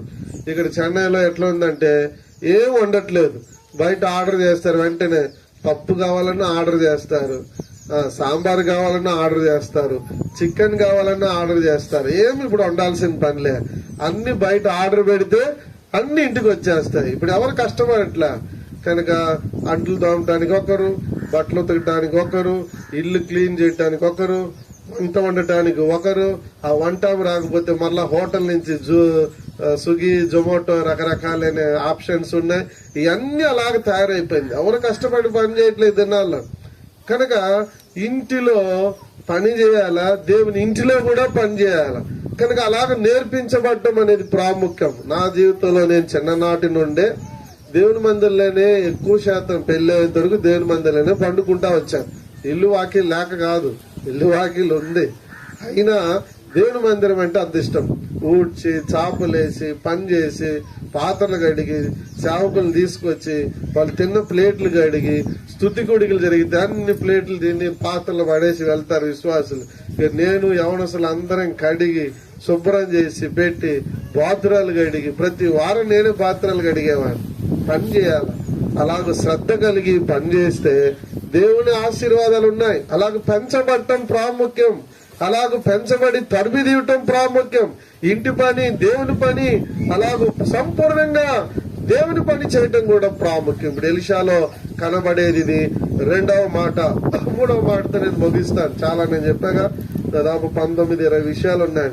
ఇప్పుడు ఇక్కడే మూడవ మాట గుర్తు చేస్తాను. చూడండి, రండి 19వ వచనం. మరలా 19వ వచనములో చివరి భాగాన్ని నేను గుర్తు చేస్తాను. ఏలియా అతన్ని చేరబోయి తన దుప్పటి అతని మీద వేయగా. ఏలియా అతన్ని చేరబోయి తన దుప్పటి అతని మీద వేయగా. ఇప్పుడు దుప్పటి ఇక్కడ ఏం గుర్తు చేస్తుందంటే దేవుని పరిచర్య కోరికై పిలుపు, దేవుని పిలుపుని గురించి మాట్లాడుతా ఉంది ఈ దుప్పటి. కనుక ఆ దుప్పటి వేసినప్పుడు ఇదిగో ఇంక వెంబడించడానికి సిద్ధపడ్డాడు ఎలీషా. కనుక వెంటనే అన్నాడు, నేను వెళ్ళి నా తల్లిదండ్రులు ముద్దు పెట్టుకొని వస్తాను, ఇంక నిన్ను వెంబడిస్తాను. ఇప్పుడు అధ్యాయం చివరికి వచ్చినానికి వస్తే ఇక ఏలియాను ఎలీషా వెంబడించి అతనికి పరిచర్య చేయబడాయను అనే మాట రాయబడింది. అంటే ఇప్పుడు మూడవ మాటకు వస్తే దేవుని పరిచర్య అనే మాట అక్కడ మనం గుర్తు చేసుకోవాలా. ఎలీషా దేవుని పరిచర్య చేయటానికి దేవుని పిలుపుకు లోబడి ఆ దుప్పటి వేయబడినప్పుడు దేవుని పరిచర్య కొరకు తన ఇల్లు వాకిల్ని తల్లిదండ్రులు అందరినీ విడిచిపెట్టి ఏలే వెంట వెళ్ళినట్లుగా మనకు కనబడతా ఉంది. ఇప్పుడు ఇక్కడ నేను గుర్తు చేయాల్సిన మాట ఏంటి అంటే, ఈ దినాల్లో ఈ ఇబ్బందికరమైన దినాల్లో సేవకు రావటం చాలా కష్టమైపోతాం. సేవకు రావటం అని ఎంతో మంది యవనస్తులు దేవుని వాక్యం వింటున్నారు. ఒకవేళ వారు సేవ కొరకు తీర్మానం చేసుకుంటే కొన్ని స్థలాల్లో తల్లిదండ్రులు ఆటంకపరుస్తుంది. ఎందుకు సేవ పోతాం, ఎందుకు సేవ వద్దు, ఏమొద్దు, నువ్వు మంచిగా చదువుకో, ఉద్యోగం చేసుకో, సంపాదించుకో, చాలు, సేవ వద్దు ఏమొద్దని తల్లిదండ్రులు ఆటంకపరిచే కొన్ని కుటుంబాలు ఉన్నాయి. కనుక దేవుని సేవ అనేది ప్రాముఖ్యం. కనుక వీరిరువురు సేవకులే. కనుక నేను అనుకుంటాను వీరిరువురు సేవకులే. కనుక వీరు కుమారుని సేవకి ఇస్తారని నేను అనుకుంటున్నా. వాళ్ళు అనుకుంటున్నారు లేదు నాకు తెలియదు. అంతేనమ్మా? అనుకోవట్లేదు కదా? సరే, నిదానంగా అనుకోవట్లే. ఎలీషాను దేవుని పిలుపు వచ్చినప్పుడు ఏం చేయాలా? పంపించేసేయాలి అంతే, దేవుని పని కొరకు. ఒకవేళ ప్రభు రాకడ ఆలస్యమైతే దేవుని పరిచర్య విస్తారంగా ఉంది. నశించిపోయే ఆత్మలు విస్తారంగా ఉంది. ఎవరు వెళ్తారు నా కొరకై? ఆయన నామ నిమిత్తం ఎవరు వెళ్ళేవారు ఉన్నారు? కోత విస్తారంగా ఉంది, పనివారు కొంతమంది కనబడుతున్నారు కదా. కనుక దేవుని పని ఎంతో కుంటపడతా ఉంది. ఎన్నో ప్రాంతాల్లో దైవజనులు లేక, సరైన ఆత్మీయులు లేక, దేవుని పని చేయడానికి పరిచారకులు లేకుండా అనేక స్థలాల్లో దేవుని పరిచర్యకి ఎన్నో ఇబ్బందులు ఎదుర్కొంటా ఉన్నారు. కనుక ఈ రోజు తీర్మానం చేసుకోండి, మీరు కూడా మీ పిల్లల విషయంలో ఇక్కడ కూర్చున్న ఒక్కొక్కరు కూడా సరే, దేవుడు మీ పిల్లలను ఒకవేళ సేవకు పిలిస్తే ఆటంకపరచగా వారిని, మీ పిల్లలను దేవుని పని కొరకు పరిచర్య కొరకు అర్పించండి. అన్న ఏం చేసింది మనకు తెలుసు. ప్రభా నువ్వు నా కుమారుని ఇస్తే ఆ కుమారుని మీకే ఇచ్చేస్తానని ఇచ్చిందా లేదా? ఆ కుమారుడు పుట్టినప్పుడు, సమూయేలు పుట్టినప్పుడు పాలు విడిచిన వెంటనే ఏం చేసింది? తీసుకొచ్చి విడిచిపెట్టి వెళ్ళిపోయింది. దేవుడి మందిరంలో ఉన్నాడు. దాని మొదలుకొని బేర్షెబా వరకు ప్రవక్తగా స్థిరపరచబడతా వచ్చాడు. గొప్ప పరిచర్య చేస్తా వచ్చాడు.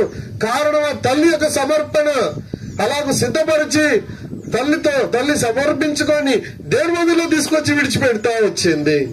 ఈ సత్యాన్ని మనం అర్థం చేసుకోవటం కూడా ప్రాముఖ్యం. కనుక మూడవ సందర్భం మనం ముగించుకుంటున్నాం. మూడవ సందర్భంలో ఇక్కడ పేరులో ఉన్న 3 ప్రాముఖ్యమైన విషయాలు. ఎలీషా అంటే దేవుడే నా రక్షణ. కనుక రెండవది ఎలీషా దగ్గరికి వస్తే కష్టపడి పని చేస్తున్నాడు. మూడవది ఎలీషా దగ్గరికి వస్తే దేవుని పిలుపు అందుకొని పిలుపుకు లోబడుతూ వచ్చాడు. కనుక అలాగూ బిడ్డలను సిద్ధపరచాల్సిన బాధ్యత తల్లిదండ్రులే. మీ పిల్లల విషయంలో దేవుని మహిమ కొరకు పెంచండి. మీ పిల్లల విషయంలో దేవునికి సాక్షార్థులుగా ఉండి సాక్షార్థంగా మీరు కనబడటం కూడా ప్రాముఖ్యమే. ఇప్పుడు మీకు 3 మాటలే చెప్పాను. ఒకటి వివాహం గురించి, రెండవది గర్భఫలం గురించి, మూడవది బర్త్డే గురించి. ఈ 3 విషయాలు ముగించిపోయింది. ఇంకొక మాట పెండింగ్ ఉంది. ఏంటంటే ఇన్విటేషన్ లోను ఇక్కడ వెనక బ్యానర్ లోను ఒక మాట మిగిలిపోయింది. ఆ మాట నేను గుర్తు చేసి ముగిస్తాను. యోహాను సువార్త 3వ అధ్యాయం. యోహాను సువార్త 3వ అధ్యాయం. ఇది ప్రాముఖ్యమైన చివరి మాట. ఇది సమష్టితంగా మనము కలిసి చదువుకుంటాం. రండి, యోహాను సువార్త 3వ అధ్యాయం 5వ వచనం చదవండి. అందరు కలిసి చదవండి ప్లీజ్, చదవండి. యేసు ఇట్లా నేను ఒకడు నీటి మూలముగాను ఆత్మ మూలముగాను జన్మించితేనే గాని దేవుని రాజ్యములో ప్రవేశింపలేడని నీతో నిశ్చయముగా చెప్పుచున్నాను. ఈ వచనములో ప్రాముఖ్యమైన 2 మాటలు కనబడుతున్నాయి. ఒకటి రాజ్యము అనగా దేవుని రాజ్యము. జాగ్రత్తగా అర్థం చేసుకోండి. దేవుని రాజ్యం అంటే ఏంటి?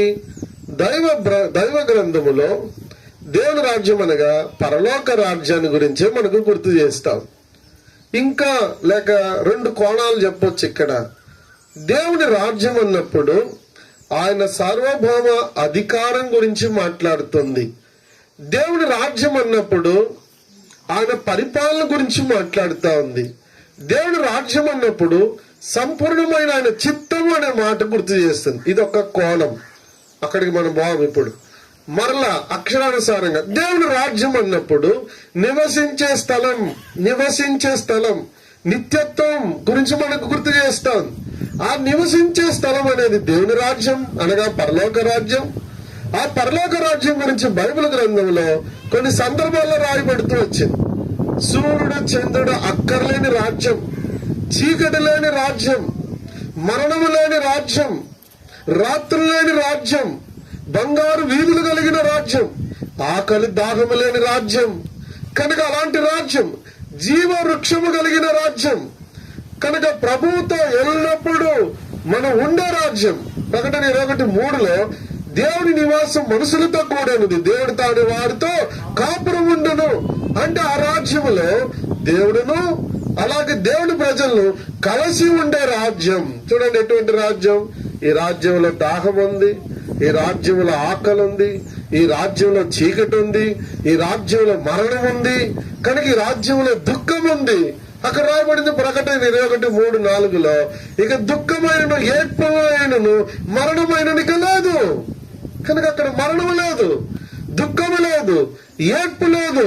ఈ భూమి మీద మరణం ఉంది, దుఃఖం ఉంది, కన్నీరు ఉంది, బాధలున్నాయి, వ్యాధులున్నాయి, సమస్యలున్నాయి. ఆ రాజ్యములో ఇవన్నీ కూడా ఏమీ లేదు. జాగ్రత్తగా అర్థం చేసుకోండి. ఆ రాజ్యములో అనగా పరలోక రాజ్యములో అనగా దేవుని రాజ్యములో ఇవి ఏవి కూడా అక్కర్లేదు. కనుక ఇవేవి కూడా ఉండవు. ఆకలి, దాహం, దుఃఖం ఇవేవి కూడా అక్కడ ఉండదు. సంతోషం, నెమ్మది, విశ్రాంతి. కనుక జీవవృక్షం ప్రభువుని సేవిస్తూ ఆయన ముఖ దర్శనం చేస్తూ ఎల్లప్పుడూ ఆయనతో కలిసి ఆ రాజ్యములో ఉండే గొప్ప రాజ్యం అది. అందుకనే ఇక్కడ యేసు ప్రభు వారి మాట వాడుతున్నాడు. యోహాను సువార్త 3:5 దేవుని రాజ్యము అనే మాట గుర్తుపెట్టుకో. యేసు ప్రభు వారి యొక్క మొదటి ప్రసంగమే ఏంటి తెలుసా? మత్తయి సువార్త 4:17 పరలోక రాజ్యం సమీపించున్నది గనుక మారు మనసు పొందుడనే మాట ప్రభు చెప్పాడు. అంటే పరలోకం గురించి యేసు ప్రభు వారు చెప్పాడు. అంటే ఏంటి దీని ఉద్దేశం? మనుషుడికి ఏది కావాలి అంటానికి యేసు ప్రభు వారు మొదటి మాట అదే. మనుషులకి ఏం కావాలి? మనల్ని అడిగితే ఏం చెప్తాం? నాకు మంచి ఇల్లు ఉంటే బాగుంటది అనుకుంటాం కదా.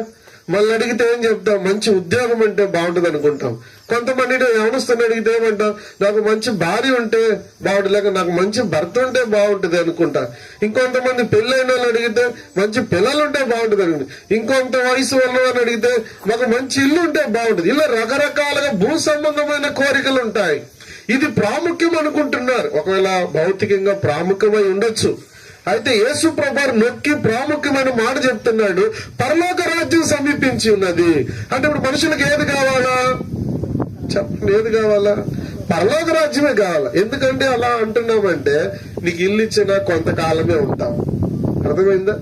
ఒక ఆయన చెన్నైలో కొత్తగా ఇల్లు కట్టాడు, చాలా పెద్ద ఇల్లు కట్టాడు, డెడికేషన్ అయిపోయింది.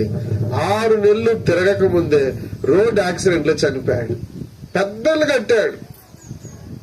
కట్టుకున్న ఇల్లు శాశ్వతం కాదు, ఏది శాశ్వతం కాదు.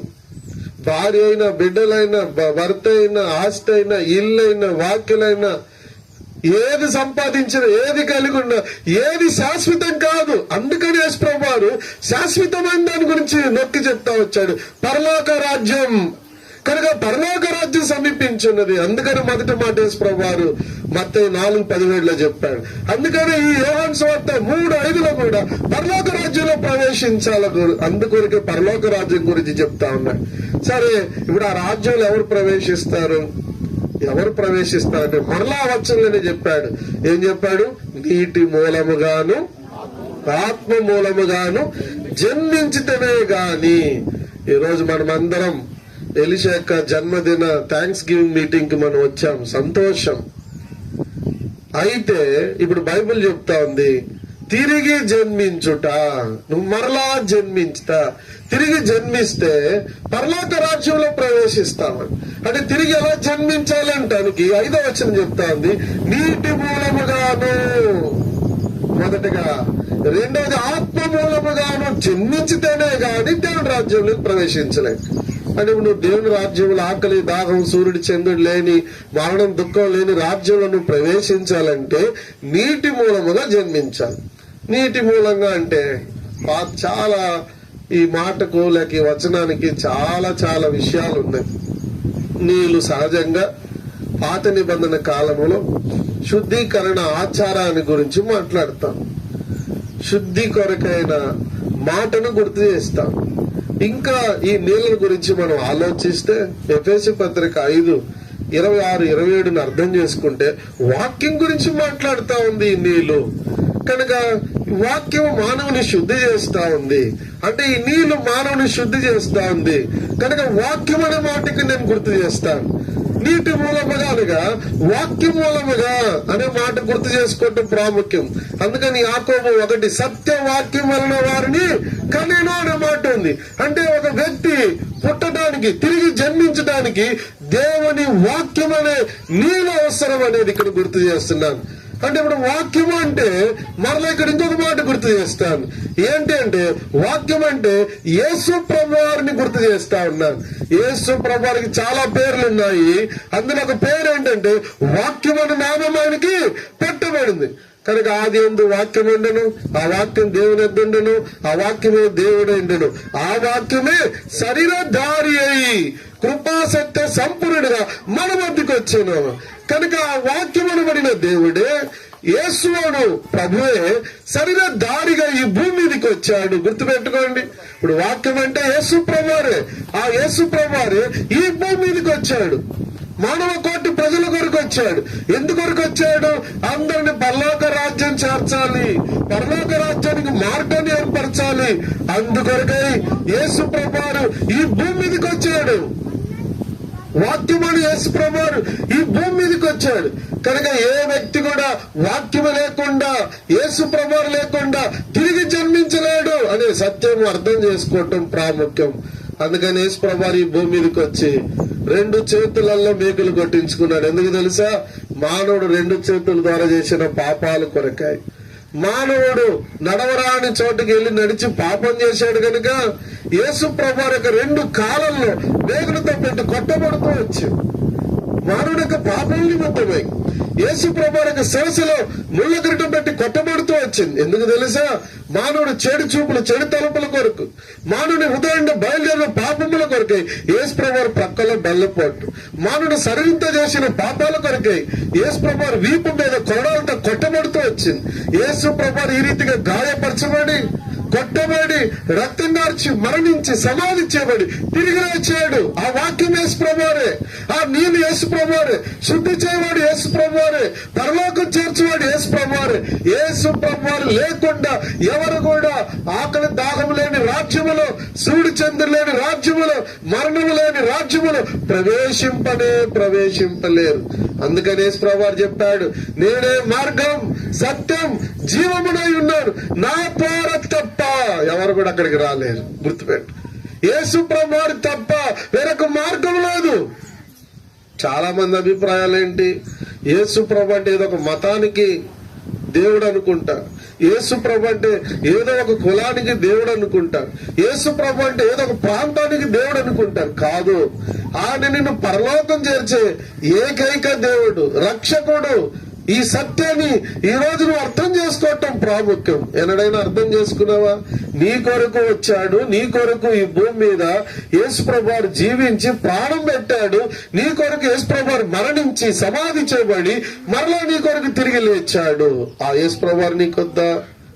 ఆ యేసు ప్రభువారు నమ్ముకుంటే నువ్వు తిరిగి జన్మిస్తావు. నేను చెప్పాను కదా, 93వ సంవత్సరం ఏప్రిల్ మాసం 21వ తారీఖు యేసు ప్రభువా నేను పాపిని, నా పాపాలు క్షమించని ఏడ్చి కన్నీటితో నా పాపములని ఒప్పుకున్నాను. ఎప్పుడైతే నా పాపాలు ఒప్పుకున్నానో నేను తిరిగి జన్మించాను. ఈరోజు శుభప్రదమైన నిరీక్షణ ఉంది. ఎప్పుడు చనిపోయినా పర్లేదు, నేను పరలోక రాజ్యములో ప్రవేశిస్తానన్న శుభప్రదమైన నిరీక్షణ నాకుంది. ఈ నిరీక్షణ నీకుందా? రెండవ మాట అక్కడ రాయబడింది, ఆత్మ మూలముగాను అనే మాట రాయబడింది. యోహాను 16:8 ప్రకారం పరిశుద్ధాత్ముడు భూమి మీద ఉన్నాడు. ఆయన పాపమును గురించి, అలాగే నీతిని గురించి, తీర్పుని గురించి ఒప్పింపజేస్తా ఉన్నాడంట. అంటే 2000 సంవత్సరాల క్రితం యేసు ప్రభువు ఈ భూమి మీదకి వచ్చి సిలువేయబడి మరణించి సమాధి చేయబడి తిరిగి లేచి పరలోకానికి పోయి ఉన్నాడు. ఈ సత్యమును పరిశుద్ధాత్ముడు నీతో మాట్లాడుతా ఉన్నాడు, వాక్యం ద్వారా మాట్లాడుతున్నాడు. యేసు ప్రభువు సిలువ దృశ్యాన్ని నీతో చెప్తా ఉన్నాడు. నువ్వు ఎప్పుడైతే పరిశుద్ధాత్మకు లోబడతావో, నీ హృదయాన్ని అప్పగించుకుంటావో, నువ్వు అప్పగించుకుంటావో, అప్పుడు నీలో లోతైన కార్యం జరిగింది. గుర్తుపెట్టుకో, అప్పుడు నువ్వు తిరిగి జన్మిస్తావు. పరిశుద్ధాత్మకు స్థలం ఇవ్వు, దేవుని వాక్యానికి స్థలం ఇవ్వు. యేసు ప్రభువా నేను పాపినని కేకవేయము. పరిశుద్ధాత్మ నిన్ను ఒప్పింపజేసినప్పుడు నీ పాపములన్నిటిని ఒప్పుకో. నేను ఒప్పుకున్నాను, నా పాపాలన్నీ కన్నీటితో ఒప్పుకున్నాను, ఏడ్చి ఒప్పుకున్నాను. ఇంకొక ఆయన అన్నాడు, తన ఇంటి దగ్గర కొండ ఉంటే ఉదయం పోయి సాయంత్రం వరకు ఏడ్చి ఏడ్చి ఏడ్చి తన పాపాలన్నీ, గుర్తుకొచ్చిన పాపాలన్నీ ఒప్పుకున్నాడంట. అర్థమైందా? నువ్వు తిరిగి జన్మిస్తే ఎక్కడికి వెళ్తావు? పరలోక రాజ్యానికి వెళ్తావు. నువ్వు తిరిగి జన్మిస్తేనే పరలోక రాజ్యానికి వెళ్తావు. తిరిగి జన్మించకపోతే పరలోక రాజ్యానికి వెళ్ళలేవు. గుర్తుపెట్టుకో, వాడు తిరిగి జన్మించాలంటే వాక్యములు నీళ్ళ అవసరం, దేవుని ఆత్మ అవసరం. కనుక ఇప్పుడు దేవుడు తన ఆత్మ ద్వారా నీతో మాట్లాడుతున్నాడు. ఈ సమయం మాట్లాడుతున్నాడు, తన వాక్యం ద్వారా నీతో మాట్లాడుతున్నాడు. నువ్వేం చేయాలా? నీ హృదయమందు నమ్మాలా. నీ హృదయమందు నమ్మి నీ నోటితో నీ పాపములన్నిటినీ నువ్వు ఒప్పుకొని విడిచిపెడితే నీ పాపాలన్నీ క్షమించబడతాయి. నేను అలా ఒప్పుకున్నాను, నేను అలా విడిచిపెట్టాను, నా పాపాలు క్షమించబడింది. ప్రియ సహోదరుడా, సహోదరి, యవనస్తుడా లేక వృద్ధాప్యంలో ఉన్న నువ్వు ఎవరైనా సరే, నువ్వు తిరిగి జన్మిస్తేనే పరలోకానికి వెళ్తావు. ఒకవేళ అయ్యా ఈ జీవితం నాకు జాలీగా ఉంది, నేను తినచ్చు త్రాగొచ్చు సంతోషిస్తూ నేను జాలీగానే ఉన్నాను అని ఒకవేళ అనుకోవచ్చు. అయితే నువ్వు ఎప్పుడు కన్ను మూస్తావో తెలియదు. అయితే నువ్వు కన్ను మూసిన దినాన ఎక్కడికి వెళ్తావంటే ఏడ్పు, పండ్లు కొరుకుట, వేదనకరమైన స్థలం, భయంకరమైన స్థలం. కనుక నిత్య గుండం, నిత్యాగ్ని అని బైబిల్ గ్రంథంలో రాయబడుతూ వచ్చి, నిత్యాగ్నిలో నువ్వు వెళ్ళకూడదని యేసు ప్రభువు నిన్ను ప్రేమించి నీ కొరకు ప్రాణం అర్పించి తిరిగి లేచాడు. నువ్వు తిరిగి జన్మిస్తేనే ఆ పరలోకానికి వెళ్తావు. నువ్వు తిరిగి జన్మించకపోతే నిత్య రాజ్యం, పరలోక రాజ్యంలో చేరవు. గాని అయితే ఎక్కడికి వెళ్తావు? నిత్య నరకానికి వెళ్తావు. దేవుని వాక్యం చెప్తాం.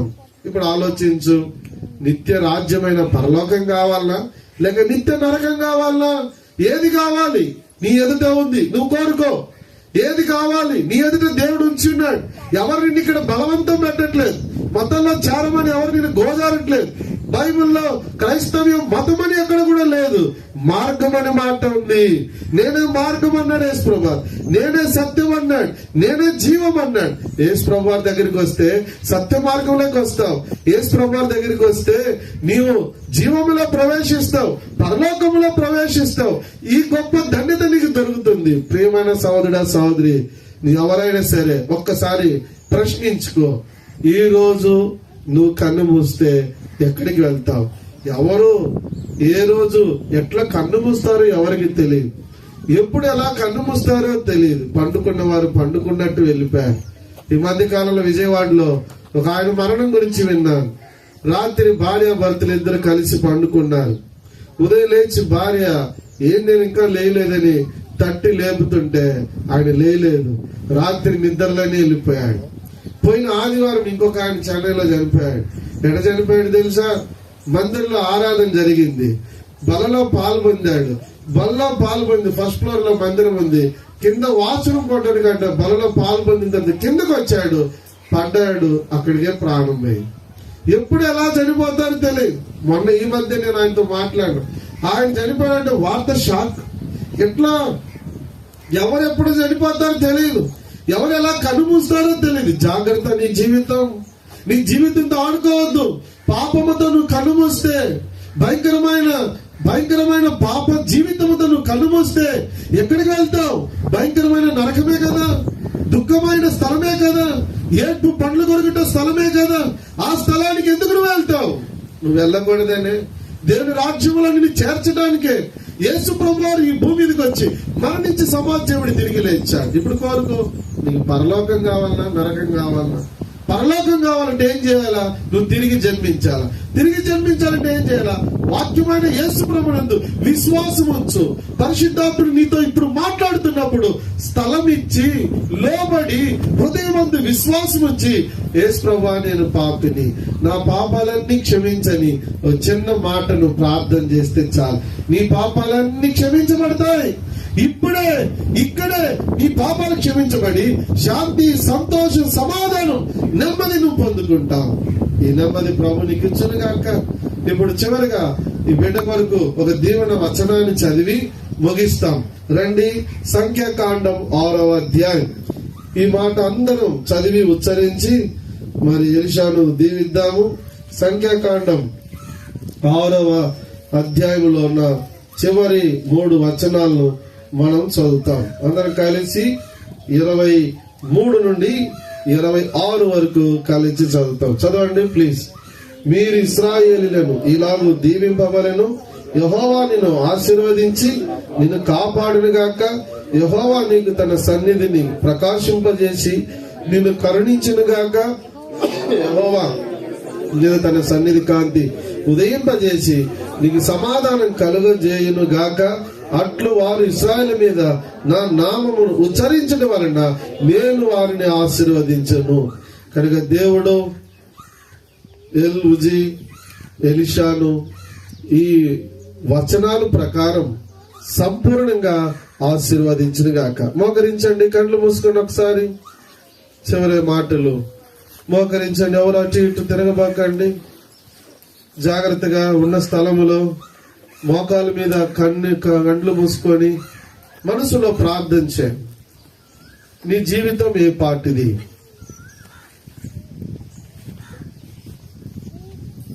ఈరోజు కన్ను మూస్తే నువ్వు ఎక్కడికి వెళ్తావు?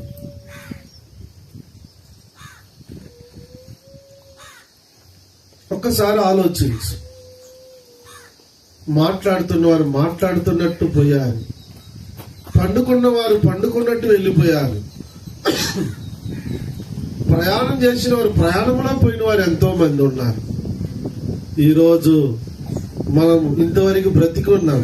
రేపటి దినం మనది కాదు. రేపు ఏం సంభవించినో తెలియదు. అయితే ఒకవేళ కన్ను మూస్తే నువ్వు ఎక్కడికి వెళ్తావు? ఈ ప్రశ్న. పరలోక రాజ్యానికి వెళ్తావా?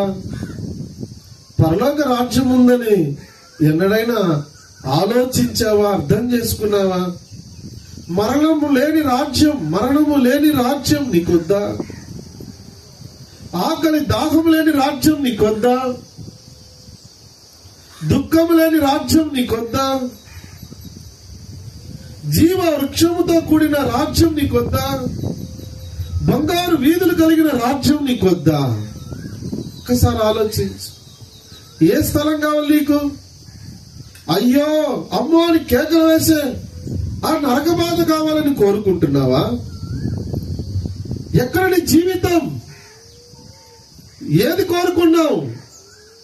ఏ వైపు నీ ప్రాణం కనబడుతా ఉంది?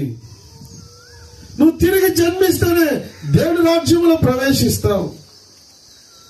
నువ్వు ఇంకా తిరిగి జన్మించకపోతే రా వాక్యం ఎద్దుకో, రా యేసు ప్రభువారు ఎద్దుకో. పరిశుద్ధాత్ముడు నీతో ఇప్పుడు మాట్లాడుతున్నాడు. హృదయంలో స్థలం ఇచ్చి, యేసు ప్రభువా నేను పాపిని, నా పాపములన్నిటినీ క్షమించుమని హృదయపూర్వకంగా నీ పాపాలు ఒప్పుకో. ఇప్పుడే కన్నీటితో బాధపడి, నీకు తెలుసు నీ జీవితం ఎలాంటిదని, బాహాటంగా తెలుసు నీ జీవితం ఎలాంటిదో అని. దేవునికి తెలుసు, నీకు తెలుసు. అయితే నువ్వు ఒప్పుకుంటే, ఇప్పుడే ఇక్కడే నీ పాపాలు ఒప్పుకుంటే ప్రభు నీ పాపాలు క్షమిస్తాడు. శాంతి, సంతోషం, సమాధానం, నెమ్మదిని ప్రభు నీకు ఇస్తాడు. నీ పాప క్షమాపణ పొందుకుంటావు. తిరిగి చేస్తాడు. ఈ భూలోకాన్ని విడిచినా నిత్యత్వంలో పరలోకములో దేవుడితో గొప్ప ధన్యతలో నువ్వు ప్రవేశిస్తావు. ఒకసారి అర్థం చేసుకుని మనసులో ప్రార్థన చేయి. యేసు ప్రభువా, నేను పాపిని, నా పాపములన్నింటినీ క్షమించు. నేను కూడా తిరిగి జన్మించాలని కోరుతున్నాను, మీ రాజ్యంలో ప్రవేశించాలని కోరుతున్నాను, నాకు సహాయం చేయండి. యేసు నామమున ప్రార్థన చేస్తున్నాను తండ్రి. ఈ ప్రార్థన మీలో ఎవరైనా చేసి ఉంటే మీ కుడి చేయి తలకు పైన ఎత్తి చూపించండి. మీ కొరకు ప్రార్థన చేస్తాను. సహోదరుడా, ప్రభు నీ రక్షణ తీర్మానమును స్థిరపరిచి నీ చేయి పట్టుకొనును గాక. నిజంగా రక్షణ మారు మనసు కొరకు ఈరోజు తీర్మానం చేసి ఉంటే, దేవుని రాజ్యం కొరకు తీర్మానం చేసి ఉంటే నీ మనసులో ప్రార్థన చేసుకో. సహోదరుడా, ప్రభు నీ చేయి పట్టుకొని నీ తీర్మానం స్థిరపరచుగా. కుడి చేయి తలకు పైన ఎత్తండి, తల మీద పెట్టుకోబక్కండి, తలకు పైన. సహోదరి, ప్రభు నీ తీర్మానం స్థిరపరిచి నేను రక్షించును గాక. సహోదరి, నీ తీర్మానం స్థిరపరిచి నేను రక్షించును గాక. రక్షణ మారు మనసు లేని వారు, పరలోకం కావాలని కోరుకునేవారు, సహోదరి నీ తీర్మానం కూడా ప్రభు స్థిరపరిచి నేను రక్షించును గాక, చేయి పట్టుకోండి గాక. ఇంకా ఎవరైనా చేతిని వర్ధించండి, చేతిని వర్ధించి. ఇంకా ఎవరైనా నాకు యేసు ప్రభు కావాలి, నా పాపాలు క్షమించబడాలి, నాకు పరలోకం కావాలని కోరుకునేటి వారు హృదయపూర్వకంగా, యవనస్తులు ముఖ్యంగా ఎవరైనా ఉంటే మీ మనసులో ప్రార్థన చేసుకుని, యేసు ప్రభువా, నేను పాపిని, నా పాపాలు క్షమించి నాకు ఆ పరలోకం కావాలి అని కోరుకోండి. ఇంకెవరైనా అంటే చివరిగా అడుగుతున్నాం, మీ కుడి చేయిని తలపై నేను చూపించండి. హృదయాన్ని కఠినపరుచుకుని వెళ్ళిపోవద్దు. ఇది నీ కొరకై. చెయ్యెత్తిన వారద్దు. ఇంకా ఎవరైనా చెయ్యెత్తని వారు ఉంటే మీ కుడి చేయొద్దండి. ఇప్పటికి 5-6 మంది చెయ్యెత్తారు. ఇంక మిగిలిన వారు ఎవరైనా మీ కుడి చేయి తలపై చూపిస్తే మీ కొరకు దైవజనులు ప్రార్థన చేస్తారు.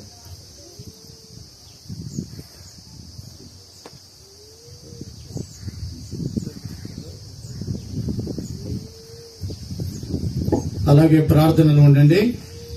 మరి దేవుని యొక్క వాక్యం వింటూ వచ్చాము. ఏలి ఉజ్జి యొక్క ఎలిషా భవిష్యత్తు విషయంలోనూ ప్రభు కొరకు పెంచులాగున మరి బాలుడు ఎదిగి దేవుని యొక్క కృపలో జ్ఞానంలో ఎదుగునట్లు, రక్షణలో నడిపించినట్లు మరి సహోదరుడు అశోకు వ్యభిషేక పరిచర్య కొరకు, తిమ్మతున్న మరి యొక్క పరిచర్య కొరకు మొదట ఒక సహోదరుడు ఒక సహోదరి ప్రభుకు కృతజ్ఞతలు చెల్లించి ప్రార్థించండి. వచ్చిన వారిలో, వాక్యం విన్న వారిలో మొదట ఒక సహోదరుడు సహోదరి, తర్వాత సేవకులు ఇద్దరు ప్రార్థన చేస్తారు. మొదట ఒక సహోదరుడు సహోదరి మరి వీరి కొరకు, వీరి పరిచయం కొరకు ప్రార్థించండి. మైకి పడతాయి, మీరు ఆరంభించండి.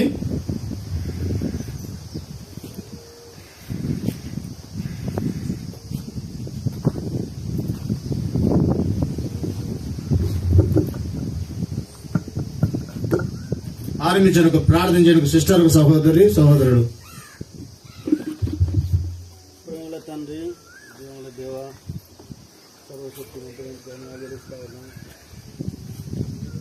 ఉదయం మధ్యాహ్న కాల సమయంలో జ్ఞాపకం చేసుకొని ఈ సన్నిధి మాకు ఇచ్చిన వందనాలు చేస్తూ ఉన్నాం తండ్రి.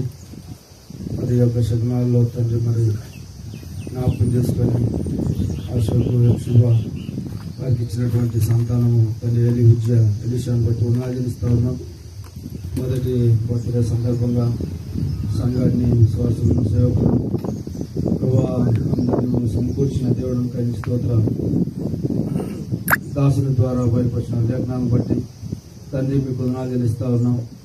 ప్రభా మరి జ్ఞాపకం చేసుకుని తండ్రి దాసుని వారికి సంతానంగా బహుమానంగా మీరు ఇచ్చిన కుమారుని బట్టి వందనాలు చెల్లిస్తూ ఉన్నాం. ఏదైనా తండ్రి వారిని భార్య భర్తలుగా చేసి ఏకాంగ సంసారాలుగా చేసి వారికి ఇచ్చిన కుమారుని బట్టి వందనాలు.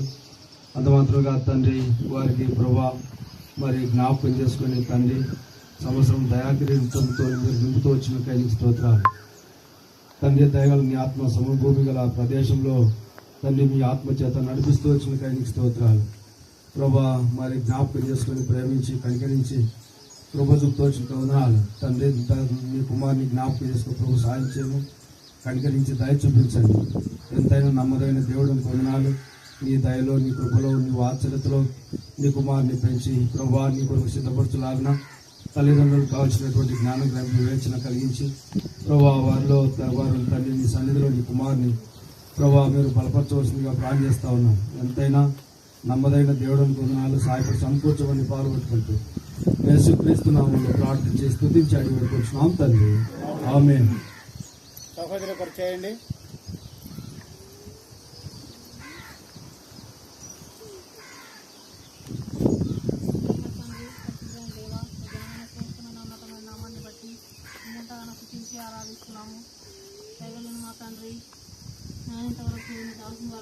వాక్యాన్ని బట్టి ఎంతగానో స్తుతించి ఆరాధించి కనపరుస్తున్నాము. దయగలిగిన మా తండ్రి నీ ప్రేమత గొప్పది. నిజంగా ప్రభా నువ్వు నిజంగా మనుషులతో కూడా నీ వాసం చేసే దేవుడవని తండ్రి నీ దాసం ద్వారా తీసుకొచ్చిన వాక్యాన్ని బట్టి నేను ఎంతగానో స్తుతించి గనపరుస్తున్నాము. నేను అంతేకాకుండా అనేక విషయాలు నీ దాసం ద్వారా నేను మాకు తెలియజేస్తూ వచ్చినావు తండ్రి. అంతేకాకుండా ఎలుగుజ్జి ఎలిషా తండ్రి ఎడల నువ్వు చేసిన నీళ్ళను బట్టి కీర్తనలు 65 అధ్యాయం ప్రకారం మాట్లాడుతూ వచ్చినావు. నిజంగా దయాకీర్తము నేను ధరింపజేసినామని మాట్లాడుతూ వచ్చినావు తండ్రి. అందుని బట్టి నేను ఆరాధిస్తున్నాము. నీ నామంలో కృతజ్ఞతాస్తుతులు చెల్లించుకుంటున్నాను తండ్రి. కనికరం గల దేవుడవు నిజంగా అంతేకాకుండా నువ్వు దయతో కప్పే దేవుడు అని మాట్లాడుతూ వచ్చినావు. నిజంగా అంతేకాకుండా సమభూమి గల ప్రదేశంలో నడిపించే దేవుడవని అంతేకాకుండా స్థిరపరిచే దేవుడవని అనేక విషయాలు దాసుల ద్వారా నాకు తెలియజేస్తూ వచ్చినావు ప్రభా. ఇక్కడ మా అందరితో కూడా మాట్లాడుతూ వచ్చినావు. నిజంగా ఎలిషా బర్త్డే దినము నేను మొదటి నేను పుట్టుక దినంలో నువ్వు మాట్లాడుతూ వచ్చిన ప్రతి మాటను బట్టి నిజంగా నీ ఆశీర్వాదములు పొంది నిత్యం ఆశీర్వదింపబడాలని అనేక విషయాలు నీ దాసుల ద్వారా తెలియజేస్తూ వచ్చినావు తండ్రి. అందుని బట్టి నేను ఆరాధిస్తున్నాం. కనికరం వల్ల తండ్రి నీ ప్రేమతో గొప్పది. నిజంగా అంతేకాకుండా మొట్టమొదట నేను సృష్టింపబడిన ఆదాము హవ్వలను కూడా మా ముందుకు తీసుకుని వచ్చినావు ప్రభా. నిజంగా సృష్టి ఆరంభంలోనే నువ్వు నిజంగా వివాహంతోనే నాయన ఇక్కడ నిజంగా ఈ వాక్యమును స్థిరపరిచినట్లుగా అంతేకాకుండా వివాహం ద్వారా నిజంగా తిరిగి రెండవ రాకట్లో నువ్వు పెళ్లి కుమారునిగా నిజంగా సంఘాన్ని నీ భార్యను తీసుకుని వెళ్ళడానికి ఇక్కడ వధువుగా నిజంగా నువ్వు వస్తావని అనేక విషయాలు నీ దాసుల ద్వారా తెలియజేస్తూ వచ్చినావు తండ్రి. అందరిని బట్టి నేను ఆరాధిస్తున్నాం. కనికరంలో తండ్రి అట్లే నాయన దైవ దాసులను నాయన నీ భక్తులను మాకు చూపిస్తూ వచ్చినావు తండ్రి. నీ దైవదాసుని ఆత్మతో నింపి నువ్వు బలంగా వాడుకొని అనేక విషయాలు మాకు తెలియజేస్తూ వచ్చినావు. అందరిని బట్టి నేను ఆరాధిస్తున్నావు ప్రభా. మా దేవా నిజంగా నువ్వు ఎంతో మంచి దేవుడు, కనికరం గల దేవుడు, నాయన రక్షించే దేవుడు అని మాట్లాడుతూ వచ్చినావు ప్రభా. నిజంగా యెహోవా నా బలమా అని నిజంగా మాట్లాడుతూ వచ్చినావు అన్ని విషయాల్లో ప్రభా. ఇశ్రాయేలు అక్కడ నిజంగా వాళ్ళు సూచనలు గాను వాళ్ళు ప్రత్యేకంగా ఉన్నట్లు మాట్లాడుతూ వచ్చినావు తండ్రి. నీ దాసం ద్వారా అనేక విషయాలు మాకు ఆయన తెలియజేస్తూ వచ్చినాం. అందుని బట్టి నేను ఆరాధిస్తున్నాం, కనపరుస్తున్నాం. నిజంగా ఈ సమయంలో ఎంతో శ్రేష్టకరమైన ఆయన నిజంగా వర్తమానాన్ని మాకు తీసుకొచ్చినానికే నేను ఆరాధిస్తున్నాం. పరలోకం నుంచి నిజంగా నీ మెల్లనైన స్వరంతో మా అందరితో కూడా మాట్లాడుతూ వచ్చినావు. నేను ఎలిషా బర్త్డే విషయంలో ఇంత గొప్ప మేలు చేస్తూ వచ్చినావు. నీ ఆశీర్వాదమును మాకు అనుగ్రహించడానికి నిజంగా ఇంకా ఎవరైనా ఇక్కడ రక్షణ లేని వాళ్ళు కూడా రక్షణ పొందడానికి నువ్వు దిగి వచ్చిన దేవుడవుగా నువ్వు శరీరధారిగా వచ్చినావని నీ దాసుని ద్వారా తెలియజేస్తూ వచ్చినావు ప్రభా. తీసుకొచ్చిన వర్తమానానికి వాక్యాలన్నిటిని బట్టి నేను ఎంతగానో స్తుతించి ఆరాధిస్తున్నాం. బయలుదేరిన మా తండ్రి నిజంగా అంతేకాకుండా నీ దాసుడు ప్రభా తండ్రి అశోక్ అన్న ఎల్సిబా ప్రభా కొరకు వాళ్ళని ప్రేమించి నిజంగా అన్న తండ్రి ఎల్కన్న వాళ్ళకు ఇచ్చినట్లు ప్రేమించి కుమారుని సమయాన్ని ఇచ్చినావు. ఆమె ఎంత సమర్పించుకోయిందని దేవా అనేక విషయాలు తెలియజేస్తున్నావు. నీ వాక్యం ఎంత సత్యము ప్రభా. నిజంగా నువ్వు నిరంతరము నీ రాజ్యం నిత్యం ఉండేదని కూడా తెలియజేస్తున్నావు. ఇంత దయగలిగిన దేవుడు ప్రభా. నిజంగా ఆత్మీయంగా నిజంగా నీళ్ళ వల్ల తండ్రి మేము ఆ విధంగా నీ అమూల్యమైన రక్తంతో మేము కడగబడాలని కూడా మాట్లాడుతూ వచ్చినావు ప్రభా. అందరిని బట్టి నేను ఆరాధిస్తున్నాం. దయగల తండ్రి నిజంగా తీసుకొచ్చిన వాక్యమును బట్టి నేను ఆరాధిస్తున్నాం. ఆయన ఎలిషా ప్రభా బర్త్డే విషయంలో కూడా నువ్వు చేసిన మేలకై ఉపకారములకై ఈ సంవత్సరం అంతా నీ దయాకిరీటమును ధరింపజేసినందుకే నీ కృతజ్ఞతాస్తుతులు చెల్లించుకుంటున్నాం. నిజంగా ప్రభా ఈ సమయం అంతా దీవెనకరంగా చేసినందుకే నేను ఆరాధిస్తున్నాం. ఇన్ని మేలు ఉపకారం చేసిన తండ్రికి మా దేవునికి ఏమి ఇవ్వగలము, ఏమిచ్చినను రుణస్థలాలు మనపుకొనొచ్చు. నా విరిగి నలిగిన హృదయంతో నా స్తుతి ఆరాధన నా ప్రభు రక్షకుడైన యేసుక్రీస్తు నామమున నీ పాదములకే సమర్పిస్తున్నాను తండ్రి. ఆమేన్. సేవకుడు సింగవరం సేవకుడు విజయను ప్రార్థించండి. తర్వాత పానము రెస్పాన్స్ బ్రదరు మరియు రాజారావును ప్రార్థన చేసేద్దరు.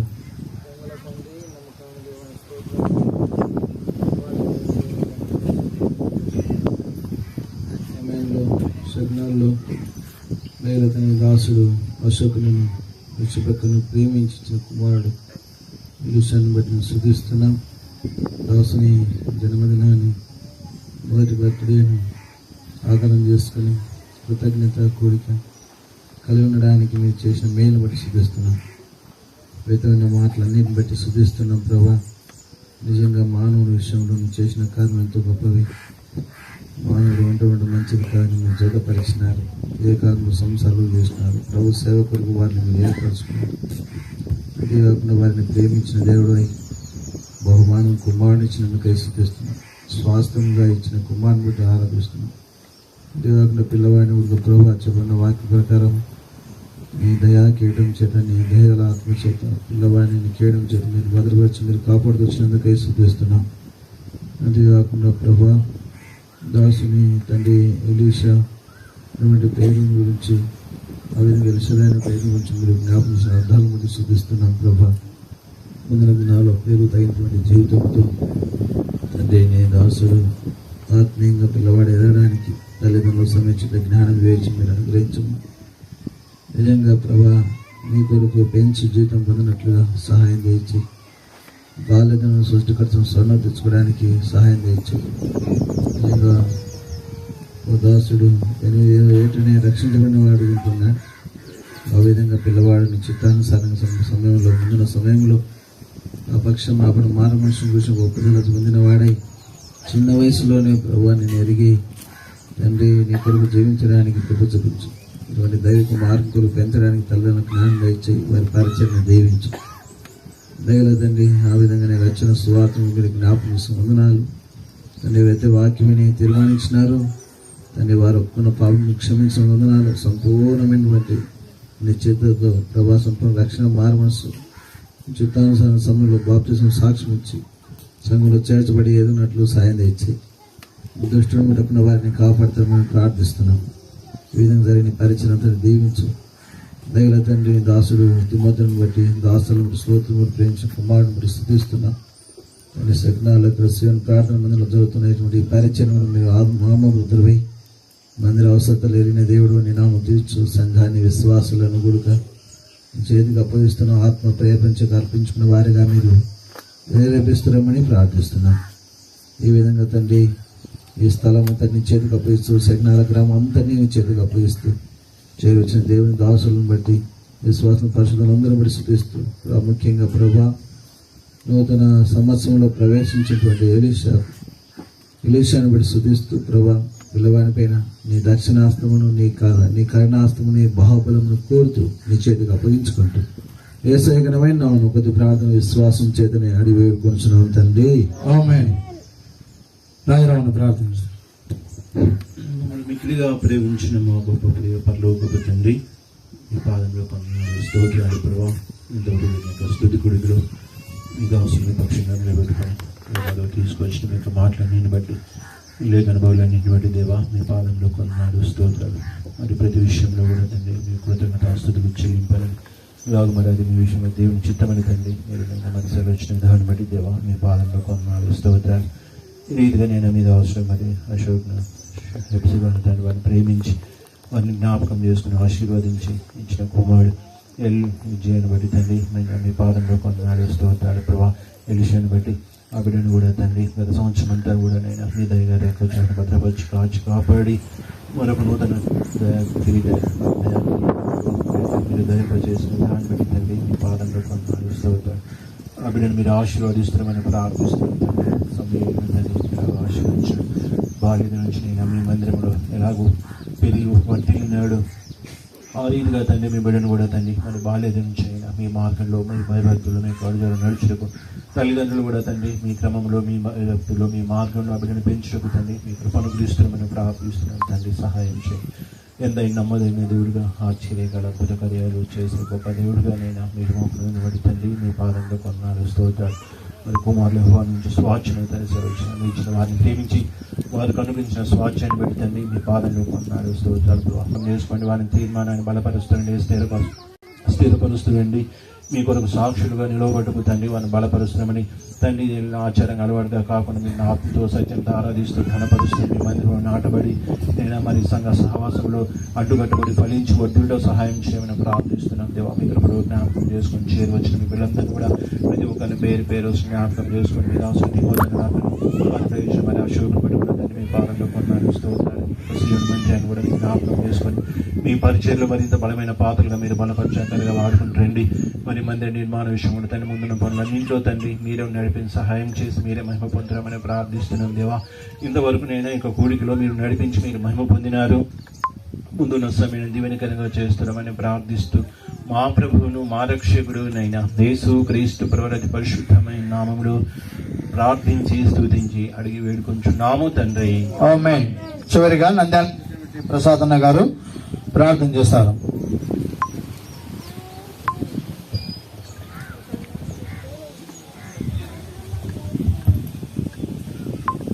ప్రేమ కలిగిన మా ప్రియ పరలోకముందున్న మా తండ్రి, మీ ఘనమైన ఉన్నతమైన శ్రేష్టమైన నామమును బట్టి మీకు వందనములు స్తుతులు చెల్లిస్తా ఉంటున్నాం. సర్వ సృష్టిని ప్రభువా నోటి మాట చేత కలగచేసి మానవుడైన నన్ను మమ్మల్ని కూడా ప్రభావ స్వస్థము సృజించుకున్నారు. వందన స్తోత్రాలు. ఈ మానవుడి కొరకు ప్రభువా శరీరధారిగా వచ్చి మా అందరి పాపముల కొరకై ఆ కరవడి శిలువలో ప్రభావ రక్తం కాల్చి చనిపోయి సమాధి చేయబడి తిరిగి 3వ నాడు తిరిగి లేచిన దేవుడుగా ఉంటున్నావు. ఇటు గొప్ప సత్యాన్ని ప్రభువా మీరు స్పష్టంగా బయలుపరిచి ఆ సత్యాన్ని అంగీకరించిన వారికి పరలోక రాజ్యమని మీరు తెలియజేశారు. వందన స్తోత్రాలు. అటు సత్యాన్ని ప్రభువా మేము వెరిగి ఆ సత్యంలో నడవడానికి మీరు కృపణిస్తున్నారు. వందన స్తోత్రాలు చెల్లించుకుంటున్నాం. తిరిగి దినం నా తండ్రి నీ దాసుడు అశోకును ఎబిషును ప్రేమించి వారి కుటుంబాన్ని తండ్రి సంవత్సరం అంతా కాచి కాపాడిన విధానాన్ని బట్టి వారి యొక్క బిడ్డ యొక్క జన్మదినాన్ని పురస్కరించుకుని ప్రభావ చిన్న స్థుతి కొడిగా కలిగి ఉండడానికి ఇంతవరకు మీరు కృపణించారు. వందన స్తోత్రాలు చెల్లించుకుంటున్నాం. నీ దాసులను నిలబెట్టి ప్రభువా మీరు విరిచి వాడుకునే విధానాన్ని బట్టి వందన స్తోత్రాలు చెల్లించుకుంటున్నాం. ఆ బిడ్డను ప్రభువా నీ మేము కొరకు పెంచాలని సాక్షార్థంగా పెంచాలని మీరు తెలియజేసిన వాక్యాన్ని బట్టి వందన స్తోత్రాలు.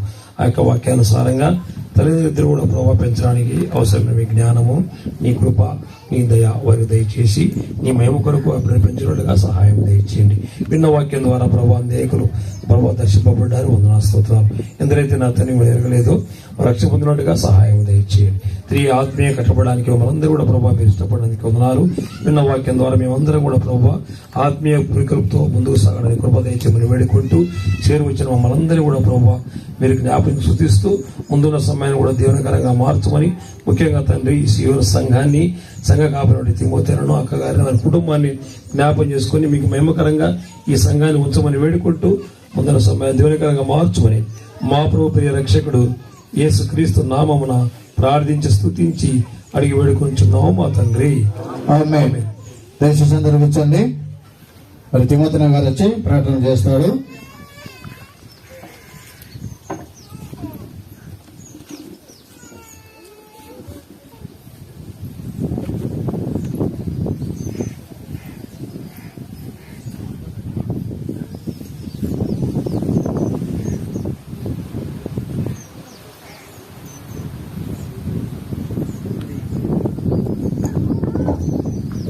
ప్రకటనకు ముందు 2 నిమిషాలు దేవుడిచ్చిన తలంపును నేను మీ మధ్యలో